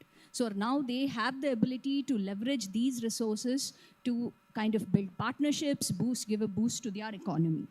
And it is, in contrast to this, there is this problem of concentration of technologies that can be used to process these minerals. So here the world is kind of in two different zones, where you have one particular set of countries who have the resources which can be used for all the new opportunities that green transition is kind of throwing up to us. And at the other end, we have another set of countries who don't have the natural resources, but have technologies to actually process it. And we know that China dominates this field, specifically in terms of technologies to process these rare earths and critical minerals. So in this context, what India sees is that technologies need to be liberalized. So apart from ISET, which actually is focusing on co-production and co-development of high-tech products, be it in the sphere of sectors like semiconductors, artificial intelligence, quantum computing, even space and biotechnology. India is also looking at other partnerships, like exploring partnerships with UK, who is actually trying to also improve or build upon their technology base. Even ICIT has actually been expanded into a trilateral technology dialogue now with US, India, and South Korea. So we are looking at aspects where we can leverage these technologies that these developed countries have already kind of built upon, and then collaborate to see what next generation. So there's a very critical difference here. Like, we just don't talk about critical. That idea of actually adding this word of emerging is very pertinent, because we are looking at future technologies where, when new technologies are being developed, it does not result in concentration in a few specific countries, and gives them a leverage to actually use these technologies to be weaponized and to be used for strategic purposes. So this is where India is trying to look at international collaboration to boost its own domestic capacities, and actually also look at, see, when we are able to actually make a significant presence in a global technology forum only when we have a strong presence in technology ourselves. So that is where we are trying to boost our technological capacities. So the challenges, of course, are how much is our partner countries ready to share technologies with us. ICIT has seen some initial green shoots in terms of the GE-414 deal, where the US is trying, it has actually approved the technology transfer for that deal, for the GE-414 deal. But we are looking to actually see more such deals where both countries can come together, work on new and emerging technologies, invest together jointly in R&D, have a lot of more collaboration among academic institutions, so that we jointly produce new technologies that can be used for the global good and not be used only specifically by individual countries for their own strategic or their own individual purposes. So the challenges is when we have to change mindsets. We cannot be talking with each other, with partner countries, from a mindset of it's just a buyer and seller model.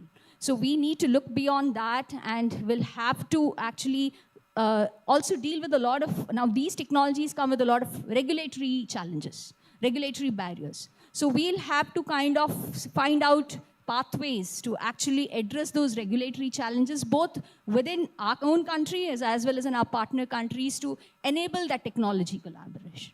So these are some of the few challenges. Thank you. Kurihara-san, sitting where you are as one of the leading financial institution, as also in charge of project financing some of the critical minerals.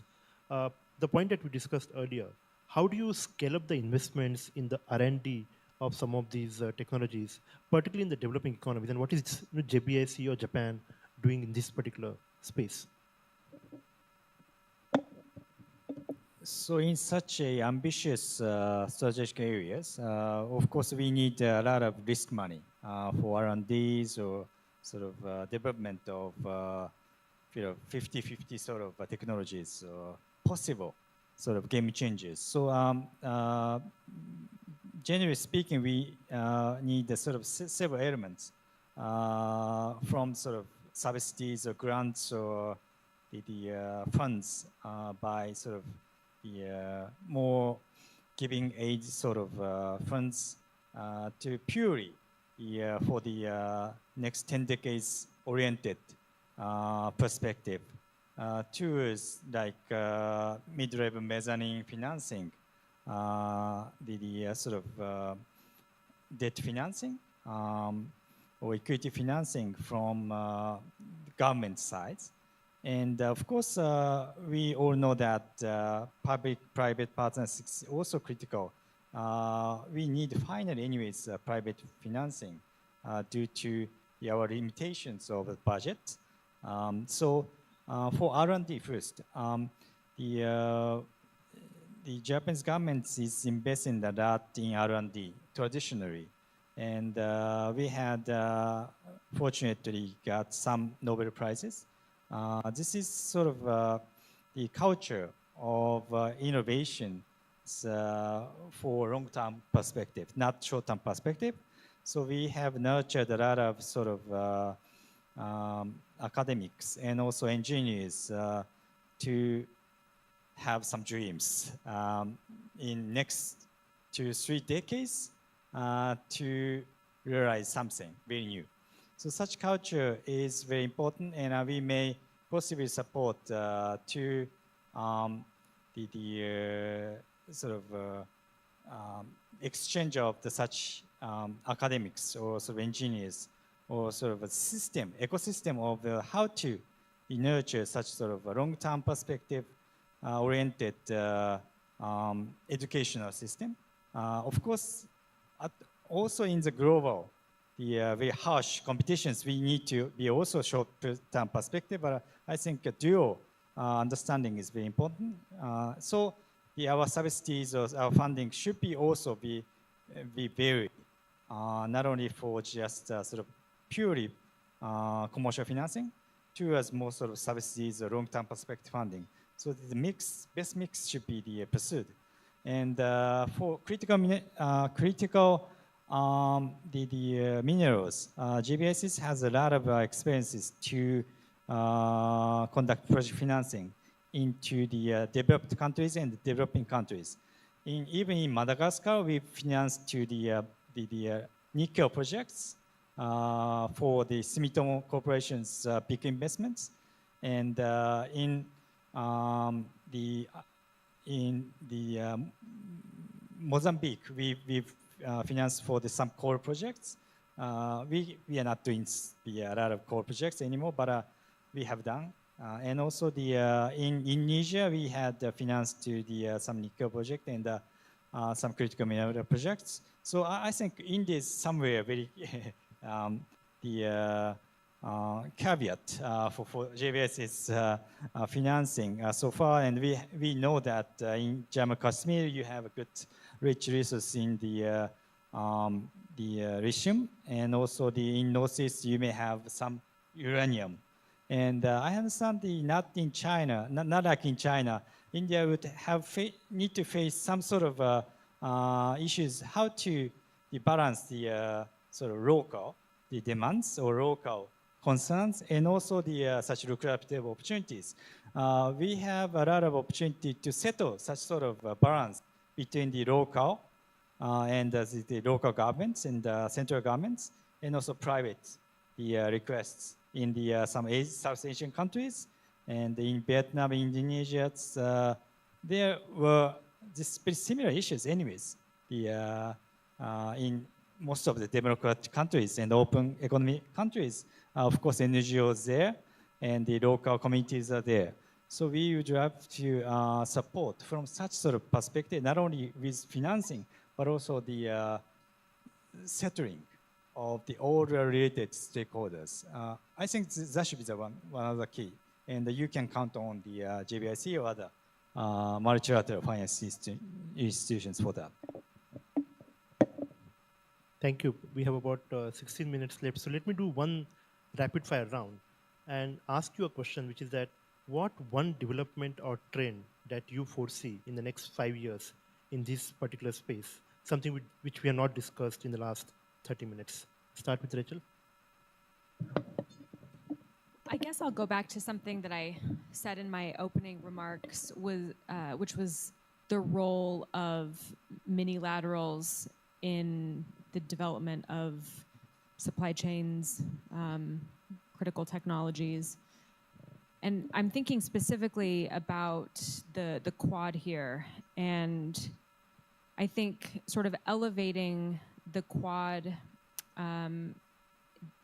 in a way that continues on with what we've seen over the last few years with the Biden administration is going to be pretty important. And that means there needs to be definite outcomes, right? Rather than a bunch of, working groups that get bogged down in various local bureaucracies. So being an organization or a partnership that can actually get things done. It's no longer just about getting things across the finish line technically. It's about the real economic heft of the Quad. These 4 countries combined have a GDP of $34 trillion. If you can harness that, I think there will be some major developments there. Things like setting tech standards is a good place to start. Helping to build trade linkages and providing alternatives in the region to Chinese-dominated tech. I think what that means for supply chains is still unknown, but we'll see. Looking at 5 and 6G, developing telecom networks to counter Huawei in things like digitalization, improving flow of data across borders, linking networks for those things like digital payments. So I think the ability to both focus on and harness the power of each of these economies in these mini-lateral frameworks could be a really interesting place to watch over the next few years. Thank you. Not exactly 30 seconds, but thank you so much for making that point. Shweta ma'am. I definitely am looking at the world being polarized, being caught up in a strategic tech competition between US and China. But India would also have a lot of potential to show the world a middle way in terms of how technologies, these critical and emerging technologies, can be actually harnessed for reaping economic dividends. We have already started leading the way in terms of our digital public infrastructure, where we are using technologies for making huge progress in terms of implementing our schemes, providing technology-enabled gateways for making payments. So, of course, boosted by our technology collaborations with countries like US and minilaterals like the Quad, we can actually become a third pillar for technology. Thank you. Kurihara-san? So in addition to the semicons, which we need to focus on to truly establish the ecosystem for the FAB in India, I would say the 2 more. The one is battery.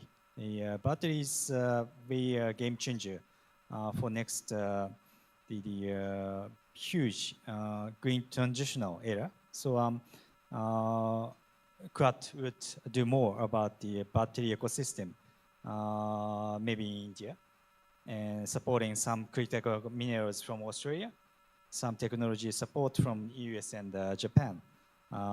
Japan is now trying to establish some technologies of all solid battery technologies, and we may be very pleased to collaborate with other like-minded countries once established. And third pillar is some medical, like vaccinations for not only for COVID but also some dengue or new sort of threats. I think Quad originally came from such sort of medical or sort of disastrous management perspective, and so recently the Japanese Takeda Pharmaceutical announced to support India's biological E for the dengue vaccinations, and so such sort of collaboration is very new for the Quad. But once established such effective collaborations, we can copy that sort of ecosystem, the effective 4 countries coordination cooperation into different fields, other medical equipments or medical sources or even API or something. So I think Quad should be much more realistic in the future, I hope. Thank you so much. Let me open the floor for the audience Q&A. Please identify yourself and identify the panelist whom you want to question. And please be brief in your remarks. Thank you. Thank you for a great session. Harshal Chitale, I'm an economist. Kurihara-san, you mentioned implementation as being very important, so you can have all the good ideas, but you need to make them happen, turn into reality. Shweta ma'am, I had a question for you.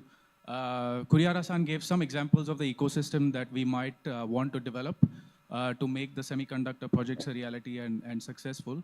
Just from your perspective, what is the status of our efforts on developing this ecosystem?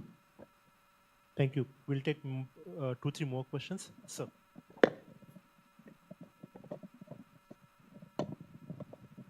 So you mentioned about, my name is Dinanath Kolkar, I represent PIC. You mentioned about a lot of investments and increase in investments in R&D. And all throughout your discussions, I did not necessarily get a feel of what is that quantum. The other thing I just wanted to ask as a question was around climate change. Not once did I hear that there is collaboration happening to address that problem with advanced technology. So I just wanted your remarks. Any other?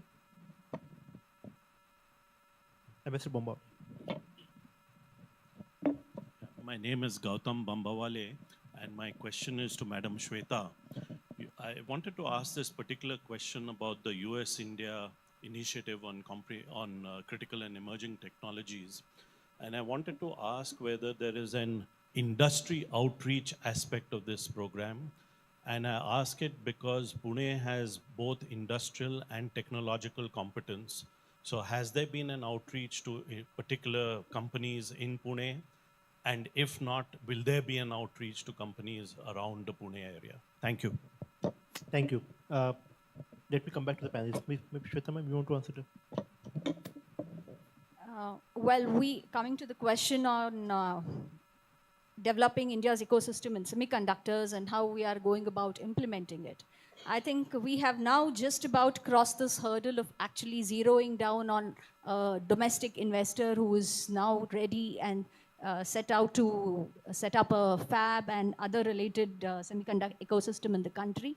Our Indian Semiconductor Mission in MIT is now coordinating all these implementation related issues. We are trying to bring in the state governments on board and try to see how we can actually smoothen out the bureaucratic processes for them. So I think that's where we stand today. There's been considerable progress where our Ministry of Information and Electronics and Information Technology has been actually, trying to work on multiple fronts in the semiconductor ecosystem, starting from ATMP to skilling and to actual fabs. So we are kind of having a holistic perspective on let's see what gains we can make in each of the subsectors. And I think that's a very good balance of where we are also being ambitious and also being practical at the same time. So implementation issues will be tackled as and when we get to that stage. But of course, there is an understanding that we'll have to do more than what we have been traditionally been doing. So at least from the Government of India perspective, there is that understanding that we need to do a bit more. Well, also taking a little bit on the question on climate change and technology, I think when we are talking of batteries, when we are talking of lithium, we are talking about critical minerals partnerships, I think the climate change story is in a way interwoven with it. So, of course, I do agree that we have not specifically been concentrating on technologies addressed for climate change.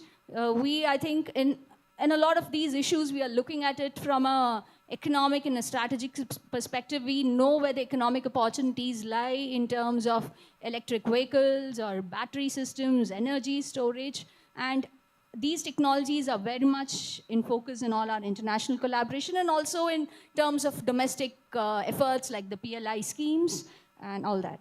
As regards industry outreach, our Confederation of Indian Industry has been our face for trying to kind of build bridges for the US industry on ICET. Of course, a very distinguishing feature of ICET, it's just not limited to governments. We are actually envisaging collaboration between government, industry, and academia. In fact, we are actually going out and telling the industry that you tell us what are the areas that you want to collaborate with the US industry, and we will try to facilitate. And I'm sure to take, I assure you I'll take back this message of if we have not engaged the industry in and around Pune enough, we could do that more through CII and its offices here in Pune. Thank you. In fact, just recently, 2 weeks ago, Delhi hosted the INDUSX, the defense technology collaboration between India and US. I think it's time that we come to Pune for that. No, I think we need to go. What happens when we start out with initiatives like this, which is led by Government of India, is like most events actually tend to concentrate in Delhi. We'll try to do that because in the last two meetings of our NSAs, the National Security Advisors, the inaugural meeting in Washington, as well as there was a meeting in June of the NSAs in New Delhi, we did have this industry interaction of the NSAs. I think we need to, I think now, go a little more beyond Delhi and start about including different zones of our country and see what comes up from the industry for industry to industry. And I think that alone becomes meaningful to actually enhance our capacities in technology, which industry can benefit from. Thank you. Thank you. Rachel, you want to address any of the questions, particularly maybe on the clean and green technologies? Samir, if I could just add a word here in response to what Madam Shweta has been saying. I just spoke to the Vice President of Pune International Center, and we would be happy to host here in Pune the next meeting of the industry outreach of the US ICET program. So if you can keep that in mind and consider it. Thank you. Thank you. In terms of R&D on critical tech, one thing we like to say in the United States is that China has been spending one CHIPS Act per year over the last 10 years on R&D, which of course refers to the $280 billion piece of legislation passed by the Biden administration. The problem in the USA is that, again, as you can tell by my remarks, all of this is focused through the lens of the US geopolitical competition with China, but also the problem in the US and maybe with other countries as well is that we don't have the top people working on R&D in the US government. They're all in the private sector. And so the focus for us, and this has been the focus for us for a long time, is building more meaningful relationships with private companies, and that continues to sort of be the focus. And also, China is just better than we are at investing in talented researchers and making sure that they stay in their country. We're not as good at that in the United States. And in terms of climate change, this is still a super polarized issue in the United States. You can talk about that on one side of the aisle, but you lose the entire second half of the US political class the minute you start framing these conversations through the lens of climate change. We have a long way to go on that front. In fact, what you said about Chinese investment, I think the fact that when China became the manufacturing hub of the world, I think it also caused deindustrialization in many of the Western economies. And I think it will be some time before these democracies again start rebuilding those capacities. Kurihara-san, you have any of these questions to address in terms of maybe investment? So regarding not only for quantum computing, but how to nurture the entrepreneurship or the such sort of critical technologies, venture, the private companies, regions is difficult. But for us, I think the Japanese government could not spend on exact sort of venturing projects, and it should be a bit risky. So how government should do is two-step approach, and we would establish good venture capitalists, venture funding companies, be reliable, credible, and then they sort of more openly, freely to find the such sort of promising the venturing projects or the promising the such sort of entrepreneurs, and then for such critical mineral size, as I said, the project financing should be the key, but the good balance of government and private financing is always issues. So we would like to form more sort of coordinated groups, inviting government sides and private side, and also 1.5, like think tanks or institutions like us, the government-related institutions, to discuss which sort of amount of money would be needed, which sort of the dispute solution system is needed. Thank you. I'm sure there will be many more questions from the audience, but I think we are running out of time. So, and I cannot really summarize the takeaways from this really rich discussion. So, ladies and gentlemen, please give a big round of applause to all our panelists, and I will encourage to continue this conversation over tea break. Thank you so much. Thank you.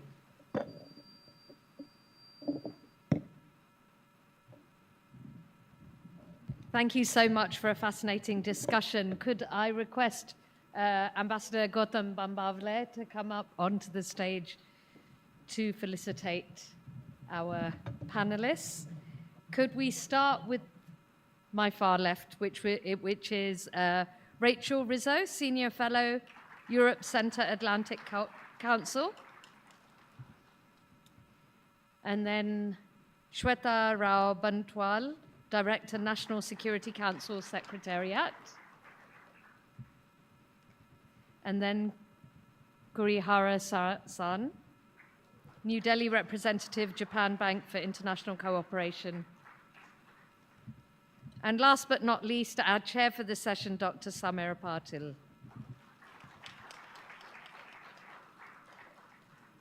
Can we get a photograph of all of you?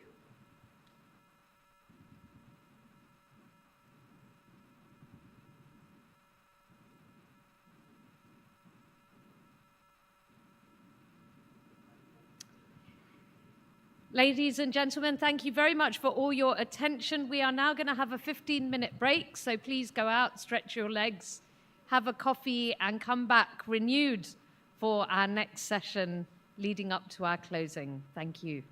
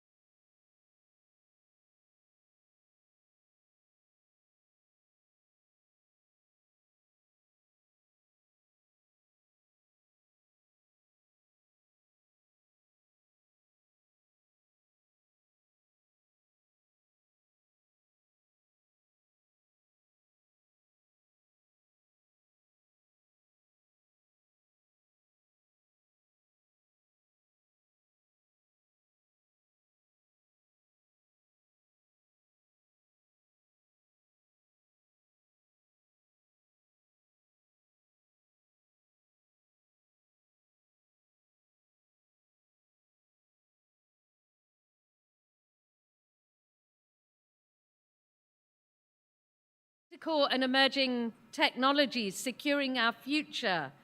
And you will have heard many, many times in the discussion the reference to Quad. I thought it was quite interesting. I thought I'd just bring up a quick quote or just remind everyone. Foreign Minister Jaishankar, who spoke on our first day, who sent the recorded message for us and was indeed here last year, he highlighted at the Raisina Dialogue the principles underlying the Quad, a reflection of a multipolar order, a post-alliance and post-Cold War thinking, a stance against spheres of influence, an expression of the democratizing of the global space, and a collaborative approach. And if you think about it, this should resonate deeply with all of you. In fact, it resonates deeply with the spirit of the Asia Economic Dialogue. So just as the Quad asserts the importance of collective action and the freedom to make sovereign choices, so too does our dialogue underscore the imperative of collaboration, inclusivity, and shared progress for the vibrant and interconnected region of Asia. And it was wonderful having Ambassador Bambavale's request up on stage earlier that Pune gets more involved with these kind of national and international deliberations. Okay, and that interconnected comment really helps us dovetail quite nicely into our next and our penultimate discussion here, expanding regional connectivity towards a more integrated South Asia.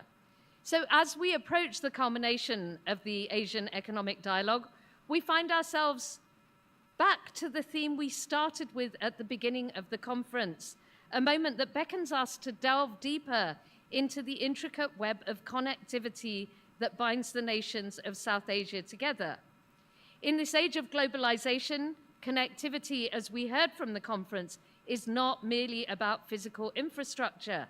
It's about fostering holistic socio-economic development, nurturing commonalities, and leveraging complementarities to unlock the region's full potential. Yet despite being endowed with this common economic space, South Asia does grapple with the stark reality of underdeveloped connectivity, hampering its ability to harness the benefits of regional integration. Today, as we convene for our final session, we confront the critical questions that underpin the quest for enhanced connectivity in South Asia. What factors have impeded progress in this domain? How can we overcome the challenges of physical infrastructure development, transit restrictions, and port limitations? And perhaps most importantly, after hearing some of the other panels at this conference, what role can sub-regional cooperative arrangements like BBIN and BeamStec play in bridging the connectivity gap? And probably one other thing, as we heard from Ambassador Bambavale on the first day, do we need to do better storytelling of what we have achieved and what we continue to achieve? To navigate these pressing issues, we are privileged to have a distinguished panel of experts bringing a wealth of knowledge and experience to our podium today. Leading our discussion is Ambassador Sudhir Devre, former Secretary, Economic Relations, Ministry of External Affairs, Government of India. Ambassador Devre, can I welcome you to the stage? Please give him a big round of applause. From the Government of India, he's a former Indian ambassador to South Korea, Ukraine, Armenia, Georgia, and Indonesia, a seasoned diplomat whose career, as you heard, spans decades and continents. With his deep insights into international relations to shaping India's foreign policy, we have a wealth of perspective standing here. Thank you. Now, we will have a message. I think we have a presentation from Dr. there that we'll play later. Is that right? So I won't introduce him now. I'll do that just a bit later. We're also honored to have Dr. Atiur Rahman, Emeritus Professor, Dhaka University, a former governor of the Bangladesh Bank. Welcome to the stage, sir. His pro-poor development initiatives have left an indelible mark on Bangladesh's economic landscape. His insights into fiscal matters and rural development will enrich our understanding of the challenges and opportunities that face our region. We also have from Bhutan, ladies and gentlemen, Tenzing Lamsang, editor of the Bhutanese. Tenzing, can we have you up on stage, please? Big round of applause, ladies and gentlemen. He's an award-winning journalist whose fearless reporting has earned him accolades both at home and abroad. With his finger on the pulse of Bhutanese affairs, Tenzing brings a unique perspective to our discussion, shedding light on the role of media in fostering people-to-people connections. And last but not least, we're privileged to have Dr. Nishchal Pandey, Director, Center for South Asian Studies. Dr. Pandey, can I welcome you to the stage? Big round of applause. He's based in Nepal, and he's a renowned Nepali academic whose contributions to regional discourse have been widely recognized. As former executive director of the Institute of Foreign Affairs, his expertise spans a wide range of issues from foreign policy to climate change, making him a valuable voice in our conversation. So let's hear about the complexities of connectivity, and let's hear about the solutions. Ambassador, over to you.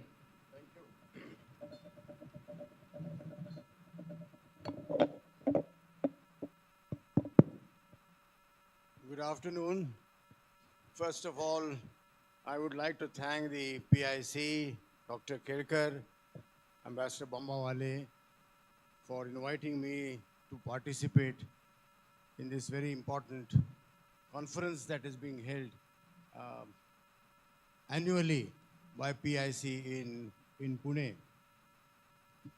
I think the theme of this conference itself, namely the GEO-ECONOMIC challenges and era of flux, brings us to this discussion under this panel on South Asia. Because when we discuss the economic turmoil or the GEO-ECONOMIC challenges in the region, in the whole world, I think we'll have to think in terms of our region also.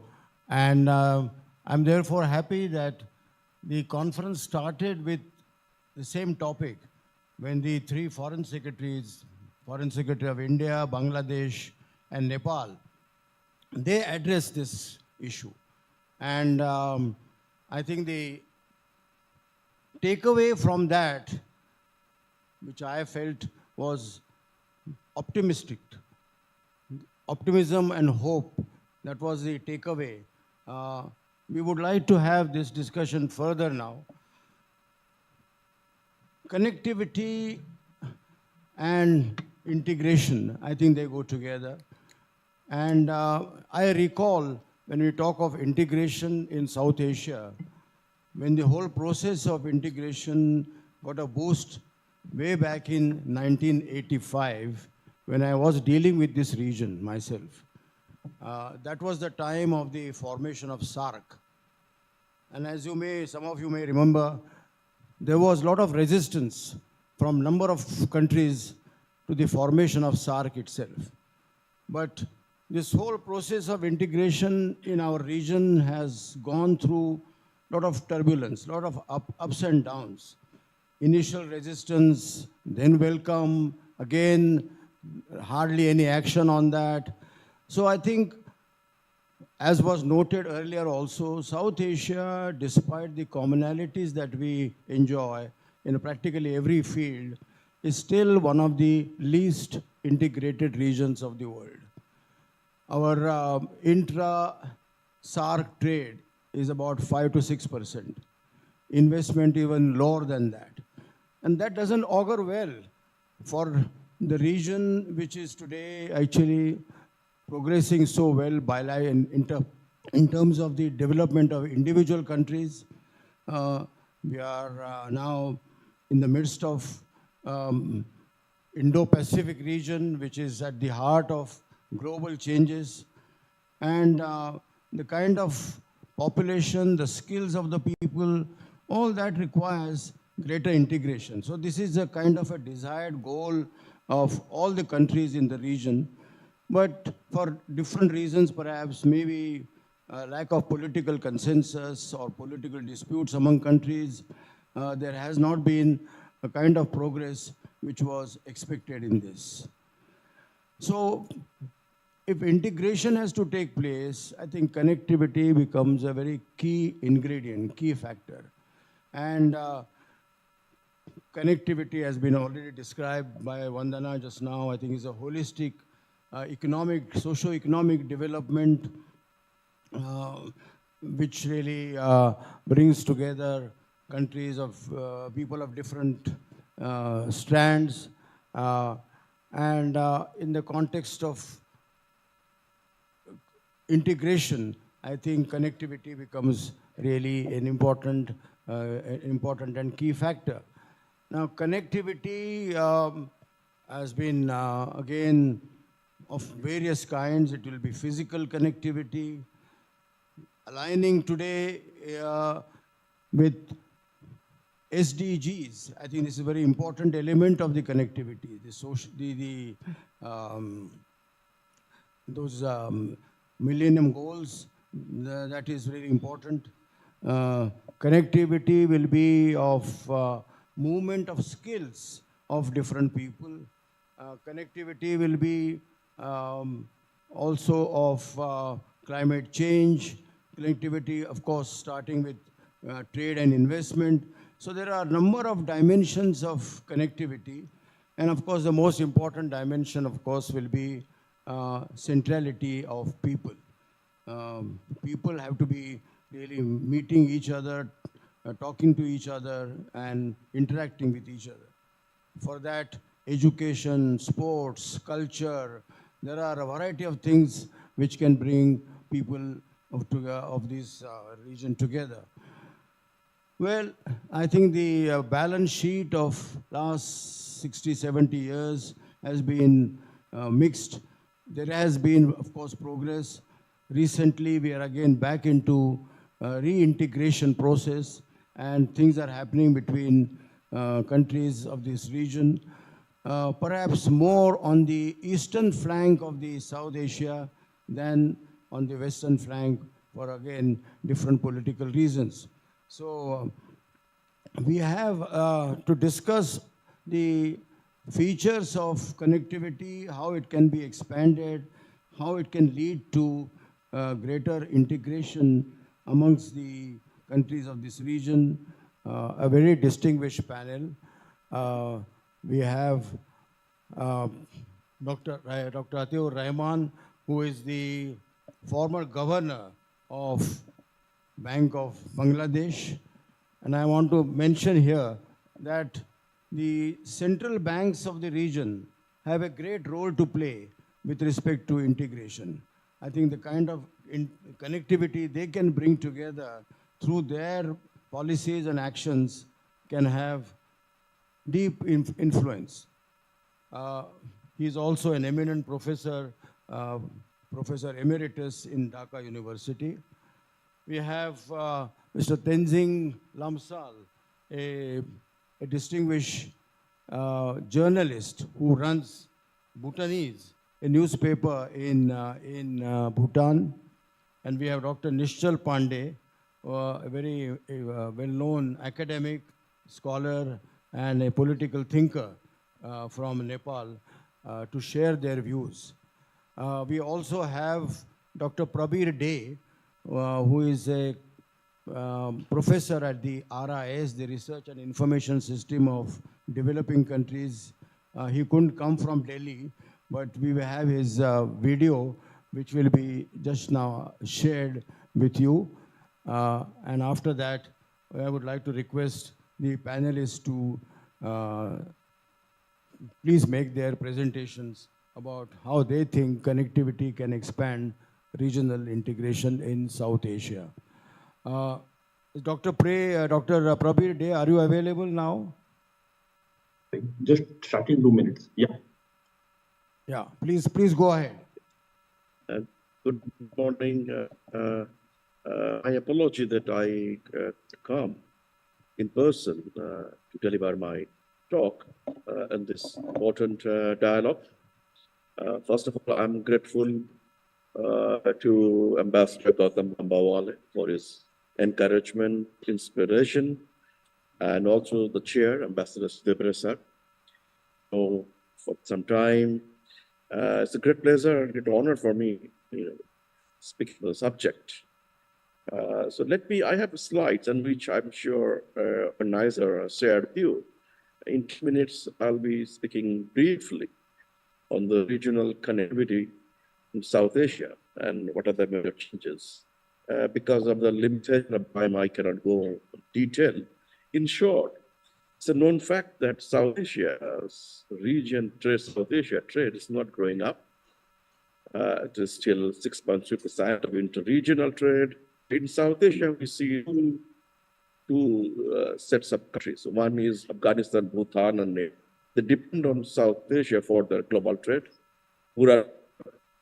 Bhutan, for example, 90% of their global trade is with South Asia. The region, which is Bangladesh, India, Sri Lanka.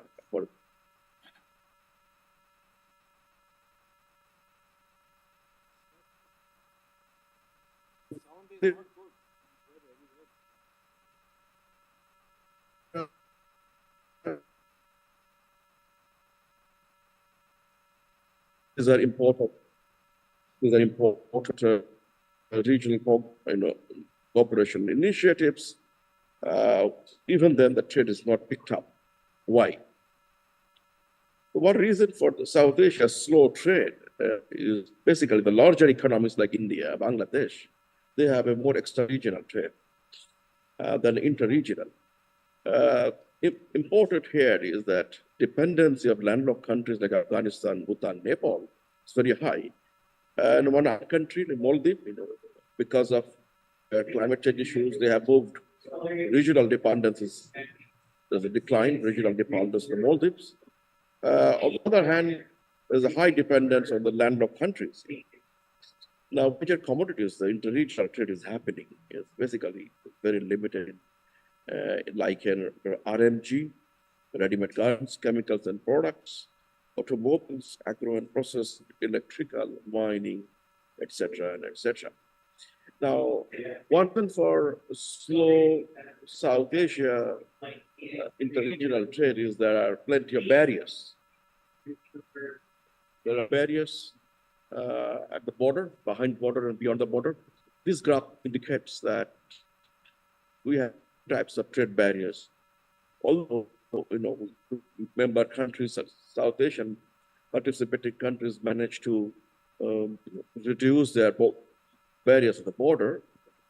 As time passes, we see many other type of barriers that's coming up. For example, there are a rise of para-tariff, there's a rise of transportation time and cost, and regulatory barriers. And if you can see, for example, that anti-dumping duties by some of the South Asian countries they introduced to each other is also non-tariff measures. For example, 2016 data I have is also very high. In short, what it tells you that we have a free trade zone right now, and if we compare the progress from trade front, both goods and services, from investment, from the point of view of facilitation of trade, like customs cooperation, mutual recognition agreements, harmonization standards, connectivity, people-to-people relations, the progress so far, to me, is slow to medium to moderate range. Except the people-to-people relations, we haven't done much. In particular, there is a foundation seen that the connectivity, particularly in the western part of India. But South Asia is rising in the sub-region-wise, like a BBIN, a SASEC, in India's northeastern part of India, Bangladesh linkages, Bhutan, northeast, Nepal, India. So we see the two types of South Asia happening. One is by sub-region that will mainly driven by unilateral initiatives. There is another South Asia where we have nothing much in the western part of Afghanistan, Pakistan, where connectivity has been withdrawn. Some examples of the unilateral initiatives like India's strengthen custom cooperation, land border development of the corridors, airports, seaports, introduction of the digital technology. Those are, some interesting, important developments in the last 10 years. We have also seen other countries like Bangladesh and Sri Lanka. They are also contributing South Asian integration process. We go to the next slide where we see particularly trade and transport facilitation. What we see basically this unilateral initiatives. Countries, one is the WTO trade facilitation agreement.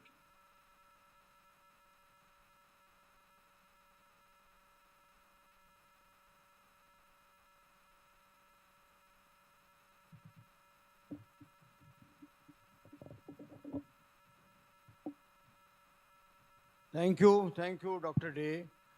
I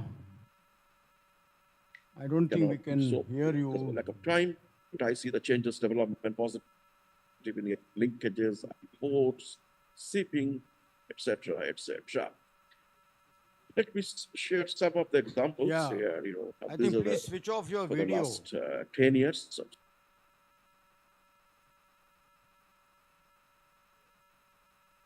Yeah. Dr. Day, well, you have listed the challenges, the problems that face South Asia in terms of trade and investment. You talk of still high trade barriers. I would like to... Oh, he's not there. Oh, I see. Okay. All right. Well, I'm told he is not there now. It was only his recording. But you saw in that the tariff barriers are still high, the investment flows are very low, and connectivity is just moderate.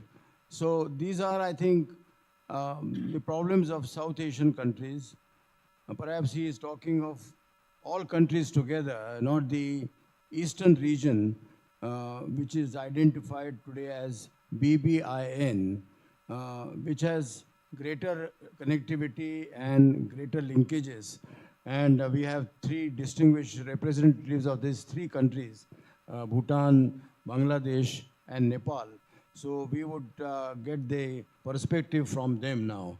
Dr. Rahman, may I request you to please let us know how you regard today Bangladesh-India trade, the linkages, the railway links that have been established, and the transit route that Bangladesh now provides to both India as well as Nepal and Bhutan.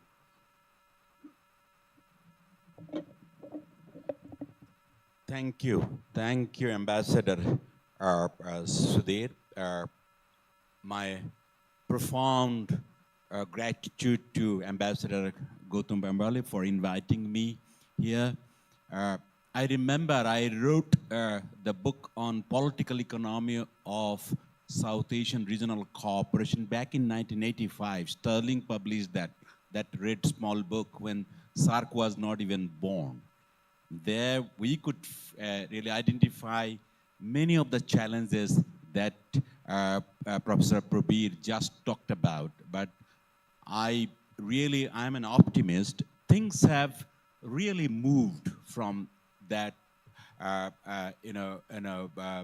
area. Now we are on a much more positive engagement. Things are improving, not only in terms of other regional cooperation, even on the trade front, things are really moving, particularly on India-Bangladesh relationship on trade is moving pretty fast, also on the connectivity, on infrastructures. Also on BBIN front, we have a very good trade, bilateral trade between Bangladesh and Bhutan, also Bangladesh and India. Although we had some problems with the BBIN because of the Bhutanese legal complications, as you know, but we have, as our Foreign Secretary said, we are moving forward with initially with Nepal and India and Bangladesh moving forward on BBI and MBA cooperation. What is good about the current situation is that there has been a all-time high political understanding between the neighbors, actually, particularly between India and Bangladesh.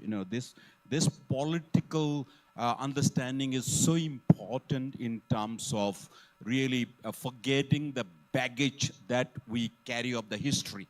Particularly in the 40s, the connectivity that we had in railways, and particularly after 1965 war between India and Pakistan, we really had to leave all those connectivity, particularly railway connectivities behind, and then we were all in a different world in the sense that we lost the connectivity, but things are coming back, particularly on the physical infrastructures.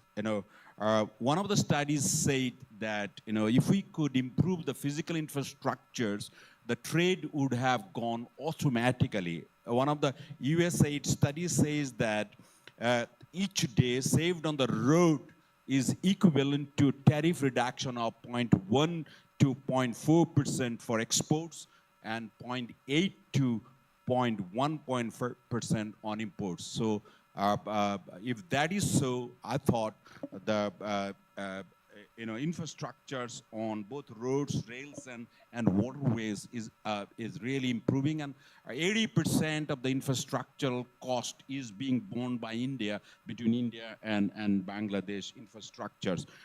Trade facilitation, of course, as Prabir has said, is also improving in terms of trade procedure simplifications and customer regulations. But we still have to really improve our ports, in the sense that our land ports are still not of the same pace of development. If you go to Benapul or any Akhawara, or in Agartala, you can see the differences. The both sides of the land ports don't talk to each other. They follow different, softwares. They have different languages, so they don't talk to each other on the same page. I would really strongly argue that if you really go for infrastructures like a port, we should really both the countries should really work out a similar plan and infrastructure, so that all the softwares are also of same nature, so that they can talk and take it forward. On people-to-people cooperation, both countries are going forward. I would say the understanding is far better between India and Bangladesh, and also other two countries, I would say. As a governor, I was a central bank governor. Our moderator has hinted to that. We, as central bank governors, I was there for 7 years. We have worked together on, a number of areas where we could cooperate. In fact, I remember, when Dr. Subbarao was the governor, I was the governor from Bangladesh, we met in Pokhara in Nepal, and we sorted out that swap currency deal, and that was useful for Sri Lanka when we provided the swap support to Sri Lanka when they were in crisis in the foreign exchange from Bangladesh and from India. So those kind of cooperation between the central banks can lead the the trade and other cooperation far better. At the moment, Bangladesh and India has already moved into the rupee trade. If you remember, we export about $2 billion to India. India does it about 14 billions to Bangladesh. So there is a trade imbalance, as you can see that. And given the pressure on our foreign exchange reserve at the moment, we have asked the Indian Reserve Bank, the RBI, to go for a rupee trade arrangement. And a couple of banks from Indian side and Bangladesh side, they are now working on that rupee trade. Some of this trade, at least up to $2 billion, can easily be traded in rupees. But if you want to go more, probably we'll have to go for a swap arrangements for rupee trade, probably say if we want to go more billion dollars, equivalent rupee can be placed, which can be really for a medium to long term kind of swap arrangements, and we can really take that forward. And India, RBI and Bangladesh Bank has already also signed an MOU on the on using rupee card and the Taka card. So, for example, more than 200,000 people come to India just for treatment. They carry dollars informally, change it in India and use it. Why not? Let's have a card, a debit card, which can be interoperable both in India and Bangladesh, and we are moving in that direction. So, this currency cooperation, the payment cooperation that both central banks have already signed an MOU. NPCI in India and Bangladesh Bank, they have signed that contract, and they are moving into these 2 debit cards. So these are some of the very interesting things are on the move, I would say.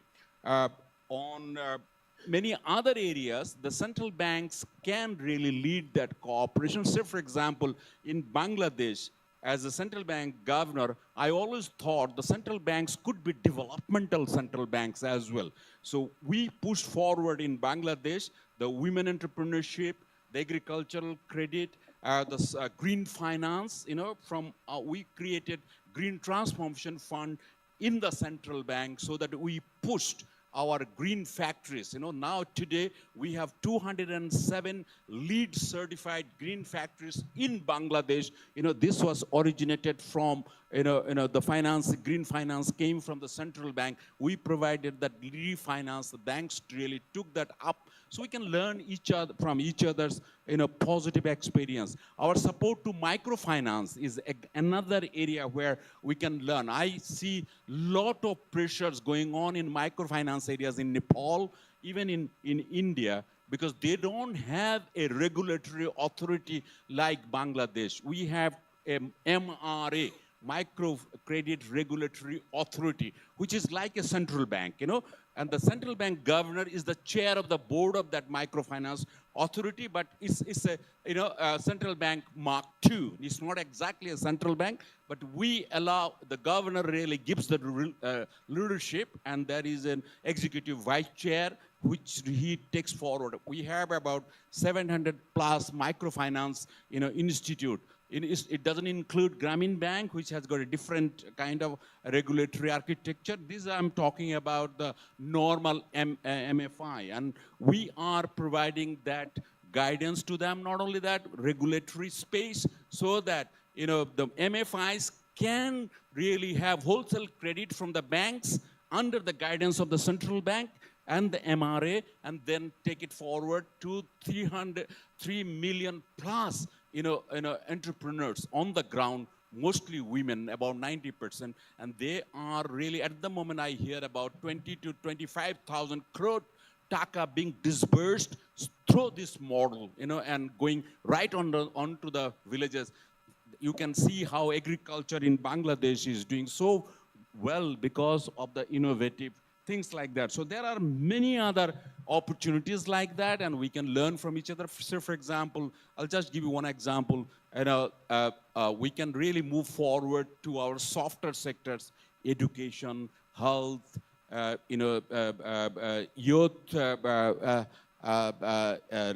leaderships. These are the new areas where we can really work together and really take the region forward. I'll come back to you when the questions come in, but there is a huge potential for cooperation, and the infrastructures, both digital and physical, are coming up, and I hope the South Asia, if not the entire South Asia, at least this sub-region, and Chittagong will be the hub of connectivity for Northeast India and Bangladesh, probably take it forward further to the Far East, So there is a huge potential. I'll come back to that. Thank you, Dr. Rahman. I think, as it said, it is the golden period between India and Bangladesh these days, and seems to be reflecting in so many areas of cooperation that you mentioned. May I now request Mr. Tenzing Lamsal, please you go to the podium. Yeah, sure.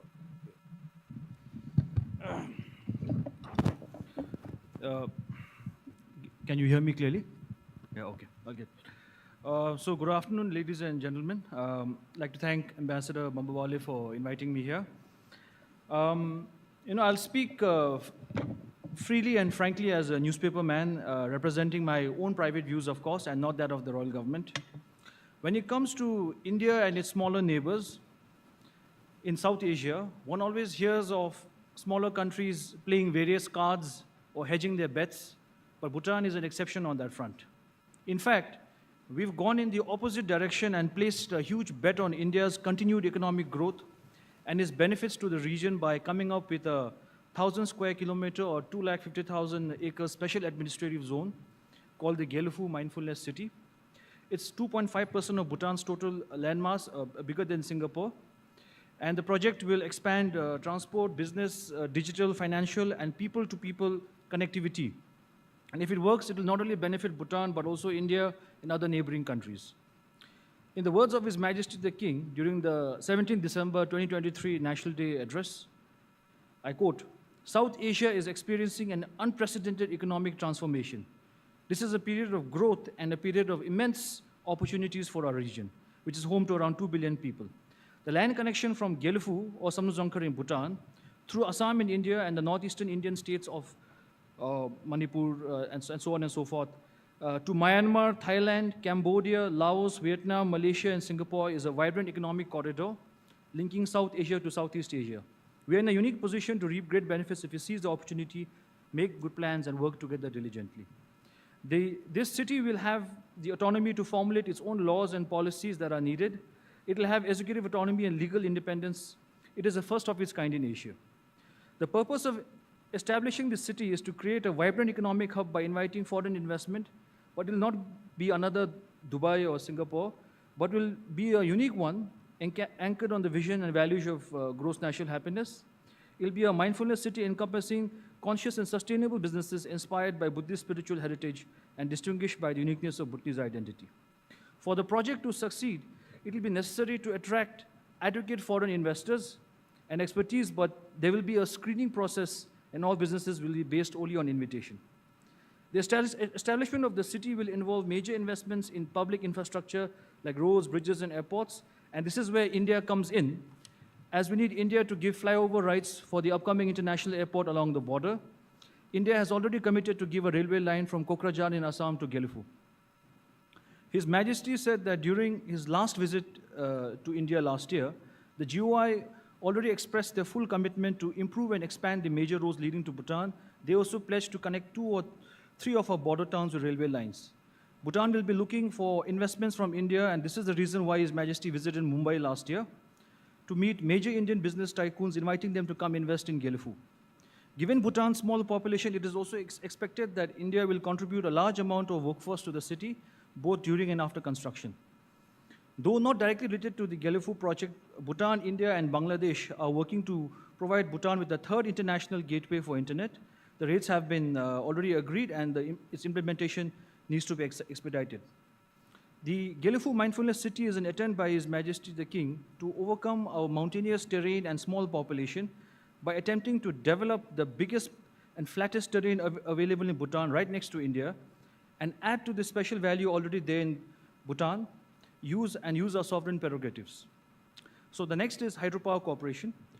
Bhutan and India's hydropower cooperation has a long and fruitful history going back all the way to the 336 megawatt Chuka in the 1980s. Right now, Bhutan exports power to India from Chuka, 1020 megawatt Tala, 60 megawatt Kurichu, 720 megawatt Mangdechu project. And these projects are Bhutan's biggest revenue earners and were also built in cooperation with India, providing both grant and loan, and Bhutan in return providing low-cost power and green power that helps India recover its investment and gives it access to clean power. These projects are not only commercial in nature, but are also like diplomatic and strategic investments by India in Bhutan, as hydropower is one of the cornerstones of the Bhutan-India ties. In 2008, the two countries agreed to go for 10,000 megawatt by 2020, as announced by Prime Minister Manmohan Singh in March 2008, to the first elected Bhutanese parliament. Of the 10,000 megawatts so far, 720 megawatt Mangdechu is complete, and 1,020 megawatt Punasangchu 2 will be completed by the end of this year, if not before that. Unfortunately, the 1,200 megawatt P1 project or Punasangchu 1 project has been delayed due to some geological issues which are being investigated and discussed on both sides. However, beyond this, things are stuck due to financing issues, like for example, in the case of the 2,560 megawatt Sunkosh Reservoir project. Joint venture projects like the 600 megawatt Kolungchu between India's PSU of SJVNL and Bhutan's state-owned company of DGPC could not take off due to financing issues, management control, and implementation differences. And so Bhutan had to take over the project and buy out SJVNL. There also seems to be less appetite in India to do large hydro projects in Bhutan on the old model, in part because India feels it can generate its own power through its private companies. Despite the 10,000 megawatt by 2020 not working out mainly due to financing concerns, Bhutan still feels India is an important partner in its hydropower ambitions. During the same National Day address, His Majesty said we should tap all sources of energy and expedite the construction of projects such as mentioned, Kolungchu, 770 megawatt Chamkarchu, 1,125 megawatt Dojilung, 442 megawatt Nyera Amri, 900 megawatt Wangchu, Bunakha, 180 megawatt Bunakha reservoir, and the Sunkosh reservoir, which could go up to almost 5,000 megawatts, for which detailed project reports are already ready. India can play an important part in the above by not only buying the power, which is a given, but also providing commercial financing options. DGPC is already in talks with 2 Indian PSUs, which are Power Finance Corporation and the Rural Electrification Corporation, to get commercial loans for the Kolungchu project. India can also play an important role in facilitating cross-border energy projects and energy trade. In a positive move, India allowed the 64 megawatt Basuchu plant in Bhutan to sell power in the Indian Energy Exchange to earn much higher commercial tariffs, going up to 10 rupees per unit, with an average of 5.73 per unit. This could be the future of hydro projects between Bhutan and India, where we build the project at our own cost and then sell it to you in your commercial markets. On the other hand, another example is the 1,125 megawatt Dojulung project, which is supposed to be a trilateral project between Bhutan, India, and Bangladesh, with Bangladesh providing funding and buying the power, Bhutan building the project in Bhutan, and the power lines going via India. Bhutan and Bangladesh signed the MOU in 2016, and though India expressed in principle support for the project, the MOU has not budged in India despite a lot of lobbying by the RGOB and the Bangladeshi government. This was an opportunity missed for India to do a project with its 2 closest friends in the region. Now Bhutan is seeking financing from the World Bank, ADB, EIB, and others to build the project ourselves, with plans to sell the power to India, of course. And the third issue is in terms of connectivity and economic issues there on the trade front. Bhutan's trade stats make for some very depressing reading because our imports far exceeds our exports. But the lone bright spot is our trade with Bangladesh, which is the only country with which we have a positive trade balance. The exports are fruits, minerals, and off-late boulders, which has become a huge foreign currency earner for Bhutan, especially from 2016 onwards, leading to crowding in the Changra Banda Indian Land Customs Station in West Bengal, through which 70% of Bhutan's exports go to Bangladesh. Unfortunately, from 2022 onwards, the West Bengal state government introduced the Suvidha app, which actually is a Suvidha, which is a supposed online queue arrangement, and we have to pay anything between 3,000 to 15,000 per truck to the West Bengal state government to export to Bangladesh. Yeah, okay, just 2 minutes. And then this is a violation of the free trade agreement between Bhutan and India, and this affects our exports to Bangladesh. Another issue is agricultural exports from Bhutan to India. Before COVID, we had a free trade agreement, which we still have now, and things were more informal with a softer border. But post-COVID, the border has become hard with the SSB, which is your former BSF, moving closer to the border, more checks by customs, more checks by and then definitely quarantine and new standards being imposed. So it has become a very hard border and has become harder to do trade. And also, some experts feel that India in the last few years has become more protectionist in terms of trading, and that is affecting our exports to India as well. But we have resolved some of these issues and hope to resolve the others as well. So finally, I would like to conclude by saying that things are all not that dim, but at the same time I've highlighted the positives as well. And we are building more integrated checkposts between the 2 countries to help trade. And we have requested for additional highway routes in Gokalganj in Assam and railway routes to Bangladesh. And we hope that we can facilitate more trade and more economic cooperation between the two countries. Thank you.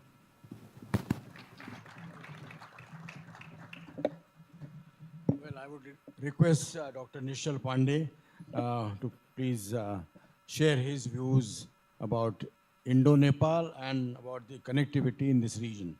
Thank you, Ambassador. Well, first, thanks to Pune International Center and Ambassador Bombawale for this kind invitation to share some of my thoughts on promoting regional connectivity. First, we have heard since yesterday that we are in the midst of a very complex geopolitical and a very troubling international environment. Some call it an age of extremes. Some call it the worst time in one's lifetime. There is, there should have been a post-COVID economic recovery, but then there is a Russian invasion of Ukraine. There is the Israeli war against Hamas. There is US-China tension brewing up. But the good thing is that all this puts India in a very sweet spot. Every major power wishes to court India because of your size, your market, your economic and military status. While many countries are passing through political turbulence, you are in political stability at home. In essence, India is already a Vishwaguru. But how does this Vishwaguru retain his position when his own 7 chelas in the neighborhood are in abject poverty? 2 of them just went through economic crisis. So if you are going to be the 3rd largest economy in the world, the neighbors should not miss the bus. But how successful will India be in translating its neighborhood first policy into a reality? The first conjecture is that India's immediate neighborhood is too small, an economic space for India. Second is that your own regions and districts in the borders of Bihar, Assam, West Bengal, Tripura, Mizoram, and Meghalaya are themselves yet to see the marvel of economic growth that other Indian states, especially in the south, have seen. So we need to comprehend that we were a much better connected region before partition. Our borders were bazaars, but over the decades we have fenced them and regulated them. Our grandfathers studied in Banaras Hindu University, Allahabad University, Lucknow University, and they fought alongside Indian freedom fighters for the independence of India. Unfortunately, over time, over decades, that emotional, sentimental connect is no longer there. The younger generation of Nepalese and Bhutanese are traveling to Australia, Canada, United States, even before they have stepped on the Indian soil. So when we talk about regional integration and regional cooperation, we should also talk about, not only talk about roads and rail networks and infrastructure, bridges, but also educational ties, culture, language, the Gorkha connection, Lord Ram and Sita that bind India-Nepal relationship like no other relationship between any 2 sovereign countries. And this is where the leverage lies, I think, ladies and gentlemen, where no major power, even with their deep pockets, can try and intrude in your historic space. So coming to contemporary reality, our forefathers were so far-sighted. They thought of a relationship which does not need a visa to travel, an open border, the right to work in each other's countries. And this was done much before the European Union was even conceived as an idea. Our currency is pegged to the Indian rupee. 1 equals to 1.6, and it has remained so at least in my lifetime. And this is now acting like a cushion and ensuring some degree of macroeconomic financial stability for the Nepali rupee. Otherwise, probably it would have floated just like the Sri Lankan rupee. 1 equals to $100 equals to 33,000 rupees perhaps. But now it is pegged. But the time has now come for the new generation to value this relationship and make it work. Things are getting better, but we still have poor overland connectivity, shoddy roads, lack of bridges, lack of maintenance. And without maintenance, we end up building the same road time and again, over and over again. So better border infrastructure is the key, and also getting away with archaic procedures at the border. Air connectivity. Ambassador, please give me 2 minutes on this. Kathmandu is connected to Delhi and Mumbai, Bengaluru and Kolkata by regular direct flight. But it's strange. Look at the airfare. Delhi Bangkok is cheaper than Delhi Kathmandu, which is a 1 hour flight. Mumbai Singapore is cheaper than Mumbai Kathmandu, and one of the reasons that we just have about 3 lakh Indian tourists compared to 1.5 million Indian tourists to Thailand and 1.1 million Indian tourists to Singapore. Another aspect is that India is not only the biggest trading partner, but also the main transit country for both Nepal's and Bhutan's third country import and export. Now the time has come, perhaps for India to be the facilitator of trade, tourism, investment, transit between Nepal, Bangladesh, and Bhutan. 3 of us, we are here. Nepal, Bangladesh we have already agreed in principle to export 40 megawatts of electricity from Nepal into Bangladesh. Question is essentially transmission lines. And this is where India's facilitating role will be so crucial. His Majesty the King of Bhutan and my Bhutanese colleague just mentioned, announced a massive 1,000 square kilometers of special economic zone. But this could be a game changer in respect to connectivity between Nepal, Bhutan, and Northeast India. So I think India now has to play the role of a facilitator, not only bilaterally, but also trilaterally and multilaterally between Nepal, Bangladesh, Bhutan. And this is where I think the real change will be seen by these smaller countries. Thank you. Thank you, Dr. Pandey. I think you have given us a reality check in many ways. Yes, I think the sentimental connect which existed in the past needs to be revived because that really will be the true connectivity. Mr. Tenzing, I think you brought out 2 very important points. One is the hydroelectric power from Bhutan to India. It has been a shining example for decades between India and Bhutan. And we cherish that. We hope that it will continue and expand further. Your King's proposal of the special economic zone, Jelefu, I think is a very promising one. I do hope that it will receive extensive support from the region, from India, as well as other countries. And as he mentioned, it will be a new game changer. See, India's northeast and Bhutan, Bangladesh, and Nepal are inextricably linked together. And I think what happens in these countries has direct impact on Northeast also. India has been engaged in expanding its connectivity in Southeast Asia, which goes through Northeast and is linked to Bangladesh as well. So I think all these are all interconnected issues, and therefore we cannot really overestimate the importance of connectivity in this whole region. Basically, I would think that it is a question of political will on all sides of this region. And the more we concentrate perhaps on non-security issues, I think the better. I think there is plenty of scope to expand our bilateral relations, and through bilateral relations, sub-regional relations as they exist between BBIN or BIMSTEC and the whole region. Well, we have only 4 minutes as this shows, but I would like to take questions from the floor. I see a hand here, please. Mr. Kholkar.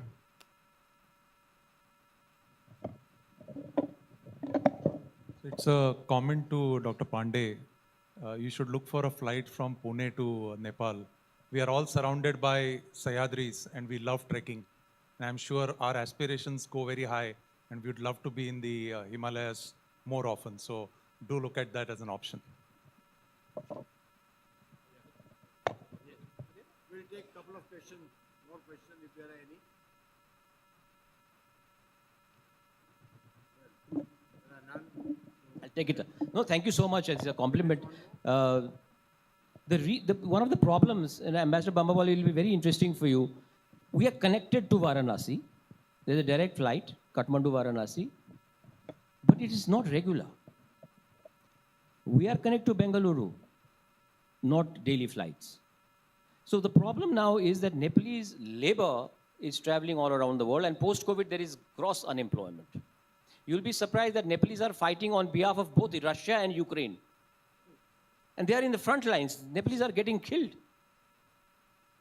It's a sad story because they have gone through Dubai. They were actually migrant workers. These agents have taken them to fight in the front lines of Russia, on behalf of Russia. So the Kathmandu, Delhi and Kathmandu, Mumbai flights are full, but other cities, there is no passenger. The reason being that it has to be a good transit hub. They have to go to other places for international travel, and that's how it is financially feasible to have regular flights. We'll love to have Kathmandu-Pune flights if you give us some other sector that this Nepalese labor can connect to. Yeah, I think these ideas can be pursued by authorities both in Nepal as well as in India. I was told you have 700 Nepali students in Pune. So, there are a lot of opportunities for further cooperation. I'm sure there are Bhutanese students also. Oh, there is one more? Yeah, please, late here. Hello, sir. Thank you, everyone, for a wonderful and interesting session. Just one query. So we've been hearing a lot about bilateral relations, and as the chairperson mentioned, that through bilateral sub-regional relations, but are we looking at, since it's cooperation more on the eastern flank, as was mentioned, are we looking at a new kind of an organization as such, or are we looking to take forward the sub-regional cooperation through agreements, accords, and so on and so forth? Hi. Just a few months ago, I was in.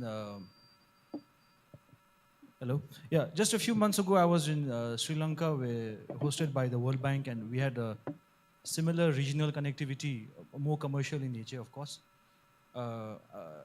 Talk, and what we found out from all South Asian countries is that compared to Europe, ASEAN, and other groupings like NAFTA and all, South Asia is the least connected part of the world. 80% of the economic might in South Asia is with India, of course. But given the lack of connectivity, I think all countries, including India, are suffering and are not being able to get its true potential. And then I think we need to do much more on various transport, communication, people to people, because you can choose your friends or family. You can choose your friends, but you can't choose your family or your neighbors. So we are stuck with each other for better or for the worse. Let's make the best of it, So I think that's what I would say.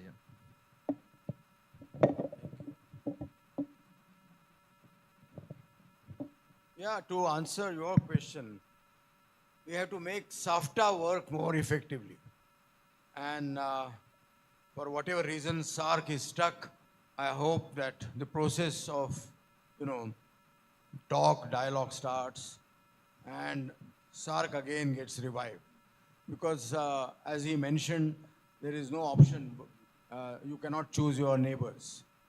So I think connectivity amongst the countries of this region, sub-region, is a must. And how you develop it, how you maintain it, it is up to us. Well, yes, Ambassador, can I just add on this? There are many out-of-box solutions as well. I remember when two central banks, the RBI and Bangladesh Bank, we started these border huts in the region, around the region. There are now almost a dozen border huts are operating. These are not only trade centers where people are coming and exchanging their goods, but they are also exchanging their mind, their ideas. So these small steps we can really replicate, and we can make the entire borderline a special economic zone actually for both the countries. So we need imagination.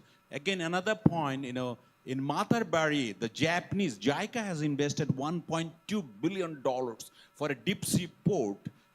That will be a game changer in terms of trade relations between Bangladesh and Northeast and beyond.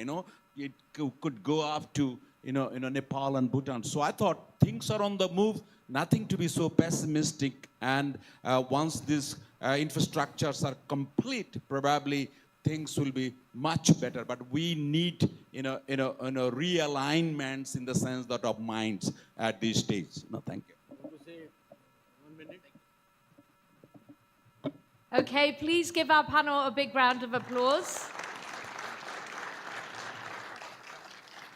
Some great shoots of optimism with what's happening with Bhutan and all our countries actually on the stage, but some real problems that also need to be resolved. So can I invite Dr. Vijay Kelkar up on the stage to present a token of appreciation to our panelists?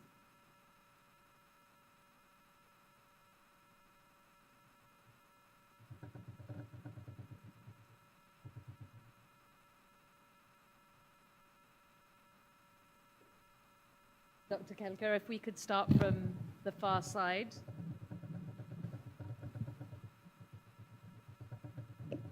Dr. Pandey.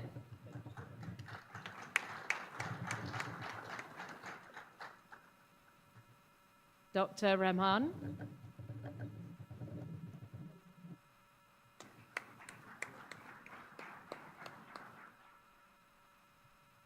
Tenzing Lamsang.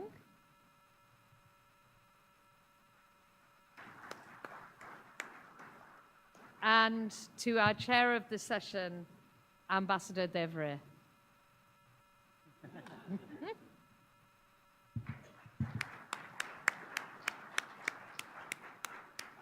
And if we could ask them to come to the front to take a photograph.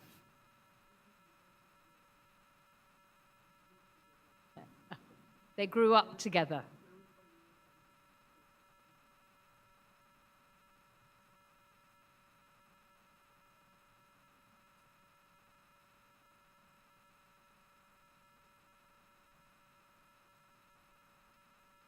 Thank you. I'll ask you to stay here.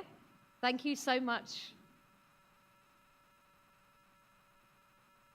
I'll ask Dr. Kelkar to stay here and then the rest of you. Thank you so much. Okay. So, as we draw the curtains on the Asia Economic Dialogue 2024, it's my distinct honor to extend a heartfelt invitation to our valedictory session, where we have the privilege of hosting three esteemed dignitaries who have left and continue to ably navigate the landscape of governance and public policy in India. And we'll ask them to ponder on the conference and the theme of India in the era of flux. First of all, I'm delighted to announce Dr. Vijay Kelkar, Vice President of the Pune International Center, as the chair of our valedictory session. Big round of applause, ladies and gentlemen. There we go. Okay, Dr. Kelkar's towering intellect and unparalleled expertise in economics and public policy have shaped the course of our nation's development journey, from chairing the 13th Finance Commission to leading the IMF's operation in South Asia. His contribution to economic governance are nothing short of exemplary. With a career adorned with prestigious awards and international appointments, Dr. Kelkar embodies the spirit of visionary leadership and intellectual stewardship. And in addition, I would like to welcome onto the stage Ambassadors Sudhir Devre and Gautam Bambawale to join him. And I've already done their introduction, so please give the three gentlemen a big round of applause. And let the valedictory commence. Well, ladies and gentlemen, let me start by saying that you can see we have had a scheduling issue, and we have not been able to succeed in getting our power minister, Mr. R.K. Singh, with us. So with typical Indian, as they call it, jugaad, we have a different valedictory session where we are going to, the three of us from the Pune International Center are going to try to bring together the entire conference and see what are the takeaways for India, and definitely also for the Pune region. So let me start by asking Dr. Kelkar that one of the takeaways that I thought we can get from this particular conference is that India must continue its growth story, that we must continue to grow at 7 or 8% per annum, not over the next 2 or 3 years, but over the next 10 to 15 years. Now, do you see that as happening? what are the conditions under which it can happen? What are the next stage economic reforms which will be required to make that happen? Can you share some of your thoughts with us, Dr. Kelkar?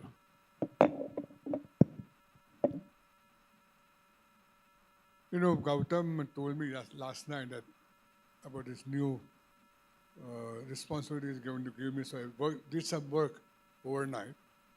So I'm going to use some data, very interesting data, which sort of to respond to, it gives some insights relates to what he said, and also relates to our conference theme, namely the era of flux. It's very interesting, and I know a little bit about India, so I'm going to speak on India, and I'm not going to speak of other important parts of our. Although I had a privilege to represent both Bangladesh and Bhutan as a director on the IMF board, so I know a little bit of them, but not as much as I know about India. 91, friends, I want to take you back to 91 and trace a little bit of economic history of India to relate to the theme which we have on era of flux. Since 91, India faced about 12 to 13 different challenges in terms of shocks. The shocks came as war, in international wars. They came from outside, Iraq war. It came from rest of the world's very, what I thought was hostile attitude towards India's nuclear building capabilities, 98 sanctions. Then we had number of oil crises, which I can remember at least 3 of them. Then we had crises like most recent one, Ukraine war, or war in Ukraine, which I think is a more appropriate way of formulating it. And plus this Israel genocidal war vis-a-vis Palestinians. Over 3 decades, and I think if you look at the growth rates, and to respond to this question, and I'll tell you, and I was myself quite surprised, the maintenance of India's growth rate. India's growth rate, if you take any 10 years in this 30 years, has been moving between 6 points per annum to 6.41. You know, there was a remarkable resiliency of Indian economic system, which was done after 91 reforms. And 91 reforms was one important role reforms played because we shifted to a market-based, it was much more active in the markets, opened up the economy, Indian economy became extremely resilient. And we could absorb these different shocks, and we had different governments, the 4 governments. 91, Mr. Nasir was the Prime Minister. It was followed by the Prime Ministership of Vajpayee ji in 98, 99. It was followed by the Prime Minister of Manmohan Singh, and now Prime Minister of Mr. Modi. So we had 4 different Prime Ministers, but remarkable continuity in terms of economic policies and performance. Every decade we clocked about, on the average, 6 to 7%. So to answer your question, I think, and how did it happen? And I think it happened because not only about 91 reforms, but Indian economy, throughout all this 4 Prime Ministers regime, we have created very important guardrails to Indian economy. It's protected and also ensured growth. And these 3 guardrails to my mind were, first one was enacted amendment of Fiscal and Responsibility Act, which ensured fiscal stability. And here I must confess my real admiration for last 5 years of Dr. Sitaraman's management of Finance Ministry, because she has shown extreme prudence in spite of, oft-repeated advice which she got from the rest of the world, that pump the money, like imitate what US is doing, what UK is doing, but she restrained herself and remarkably maintained. And what helped her was Fiscal Responsibility Act. So that was the first. Second, introduction of inflationary targeting for monetary policy, which gave predictability of monetary policy. So this predictability to both fiscal policies and market and monetary policy gave enormous policy stability in the economy, and that allowed private sector to also to grow. And third, and I think here is really great uniqueness of Indian system, remarkable, all these regimes ensured fiscal federalism or cooperative federalism regime, and the crowning glory was the setting of goods and services tax, which made India the one market, which further protected the Indian economy into the crisis. So we did a lot of reforms, all internally driven. And every prime minister ensured there's a continuity of the policies. So continuity policies, continuous reforms, and engagement with the rest of the world. Share of export and import in the Indian economy has gone up steadily. So keep door open. I would have liked a little bit more, but the fact that we continue to reduce sort of our barriers against the rest of the world. So that is the way we manage what you call era of flux. And I think that's one important, perhaps, learning rest of many of the countries can have from Indian experience, that this very poor country still maintained growth rate and we achieved the highest sustained growth rate in terms of over the last 30 years. Thank you very much, Dr. Kelkar. Let me turn to Ambassador Devre and ask him that international cooperation, working with the rest of the world, is a very important part of India's growth story and of our maintaining 6, 7, 8% GDP growth over 15 years, maybe 20 years. But we also heard that the multilateral trading system is broken and that we are today in an era of either bilateral FTAs or plurilateral FTAs. So what do you think, in what direction should we be moving? By when do you predict that we will complete our negotiations on FTAs with both the United Kingdom and with the EU? And which country should be next after that? Well, our experience with FTAs has been kind of a mixed one. We were perhaps laggards as far as FTAs is to start with. We did not have any FTA. Well, we had with a very limited one with Thailand in the late 90s, and we entered with Sri Lanka in around the year 2000. So these were two FTAs with, well, sort of developing countries. The first FTA with a developed country was with Singapore. And there was a lot of reservation at that time. I recall when the Singapore Prime Minister proposed an FTA in New Delhi, actually hell broke loose because they said, how can India have an FTA with a developed country like Singapore? But as Dr. Kelkar just now mentioned, there was a kind of a continuity in our economic policies and a kind of a forward-looking approach. And the decision taken by Vajpayee government to go ahead, and it was pursued later on by Dr. Manmohan Singh's government.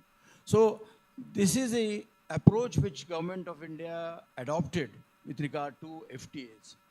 Well, we have signed FTAs with a few countries, some developed, some semi-developed, and some developing. For example, we have an FTA with Malaysia, with Japan, with South Korea. Recently, we signed one with Australia. You heard about the negotiations for the RCEP, that is the Regional Comprehensive Economic Partnership Agreement, which was going to be the biggest FTA for India. And currently, actually, this is an FTA which includes some 45% people of this population of the world. That somehow India backed out at the last minute. And currently, we are now negotiating with European Union and US also, plus a bilateral with UK. Well, there are a number of problems there. I think one of the major problems has been investment. Also problem about IPRs. And these are the issues beyond, of course, that are the labor and the environment standards, which again are brought in by these countries. So it's not going to be an easy process, but I think we are at it. We are hopeful that these will be signed because having not signed RCEP, we will have to really balance now with FTAs with European Union and UK and some of these countries. US is of course very difficult. RCEP, which includes countries of whole of Southeast Asia, Far East, Australia, New Zealand, has been a very attractive kind of proposition, but for us, it would have meant really signing an FTA with China. I mean, so therefore, I think it was dropped at the last minute. So it's a different kind of difficult situation. Ambassador Mohan Kumar just now spoke about multilateral versus plurilateral. And this is a dilemma which is faced by WTO. I don't know whether we can find a solution to this. Multilateralism is going to be very difficult because of the insistence on WTO rules on consensus, which is very difficult to nowadays achieve given the large membership.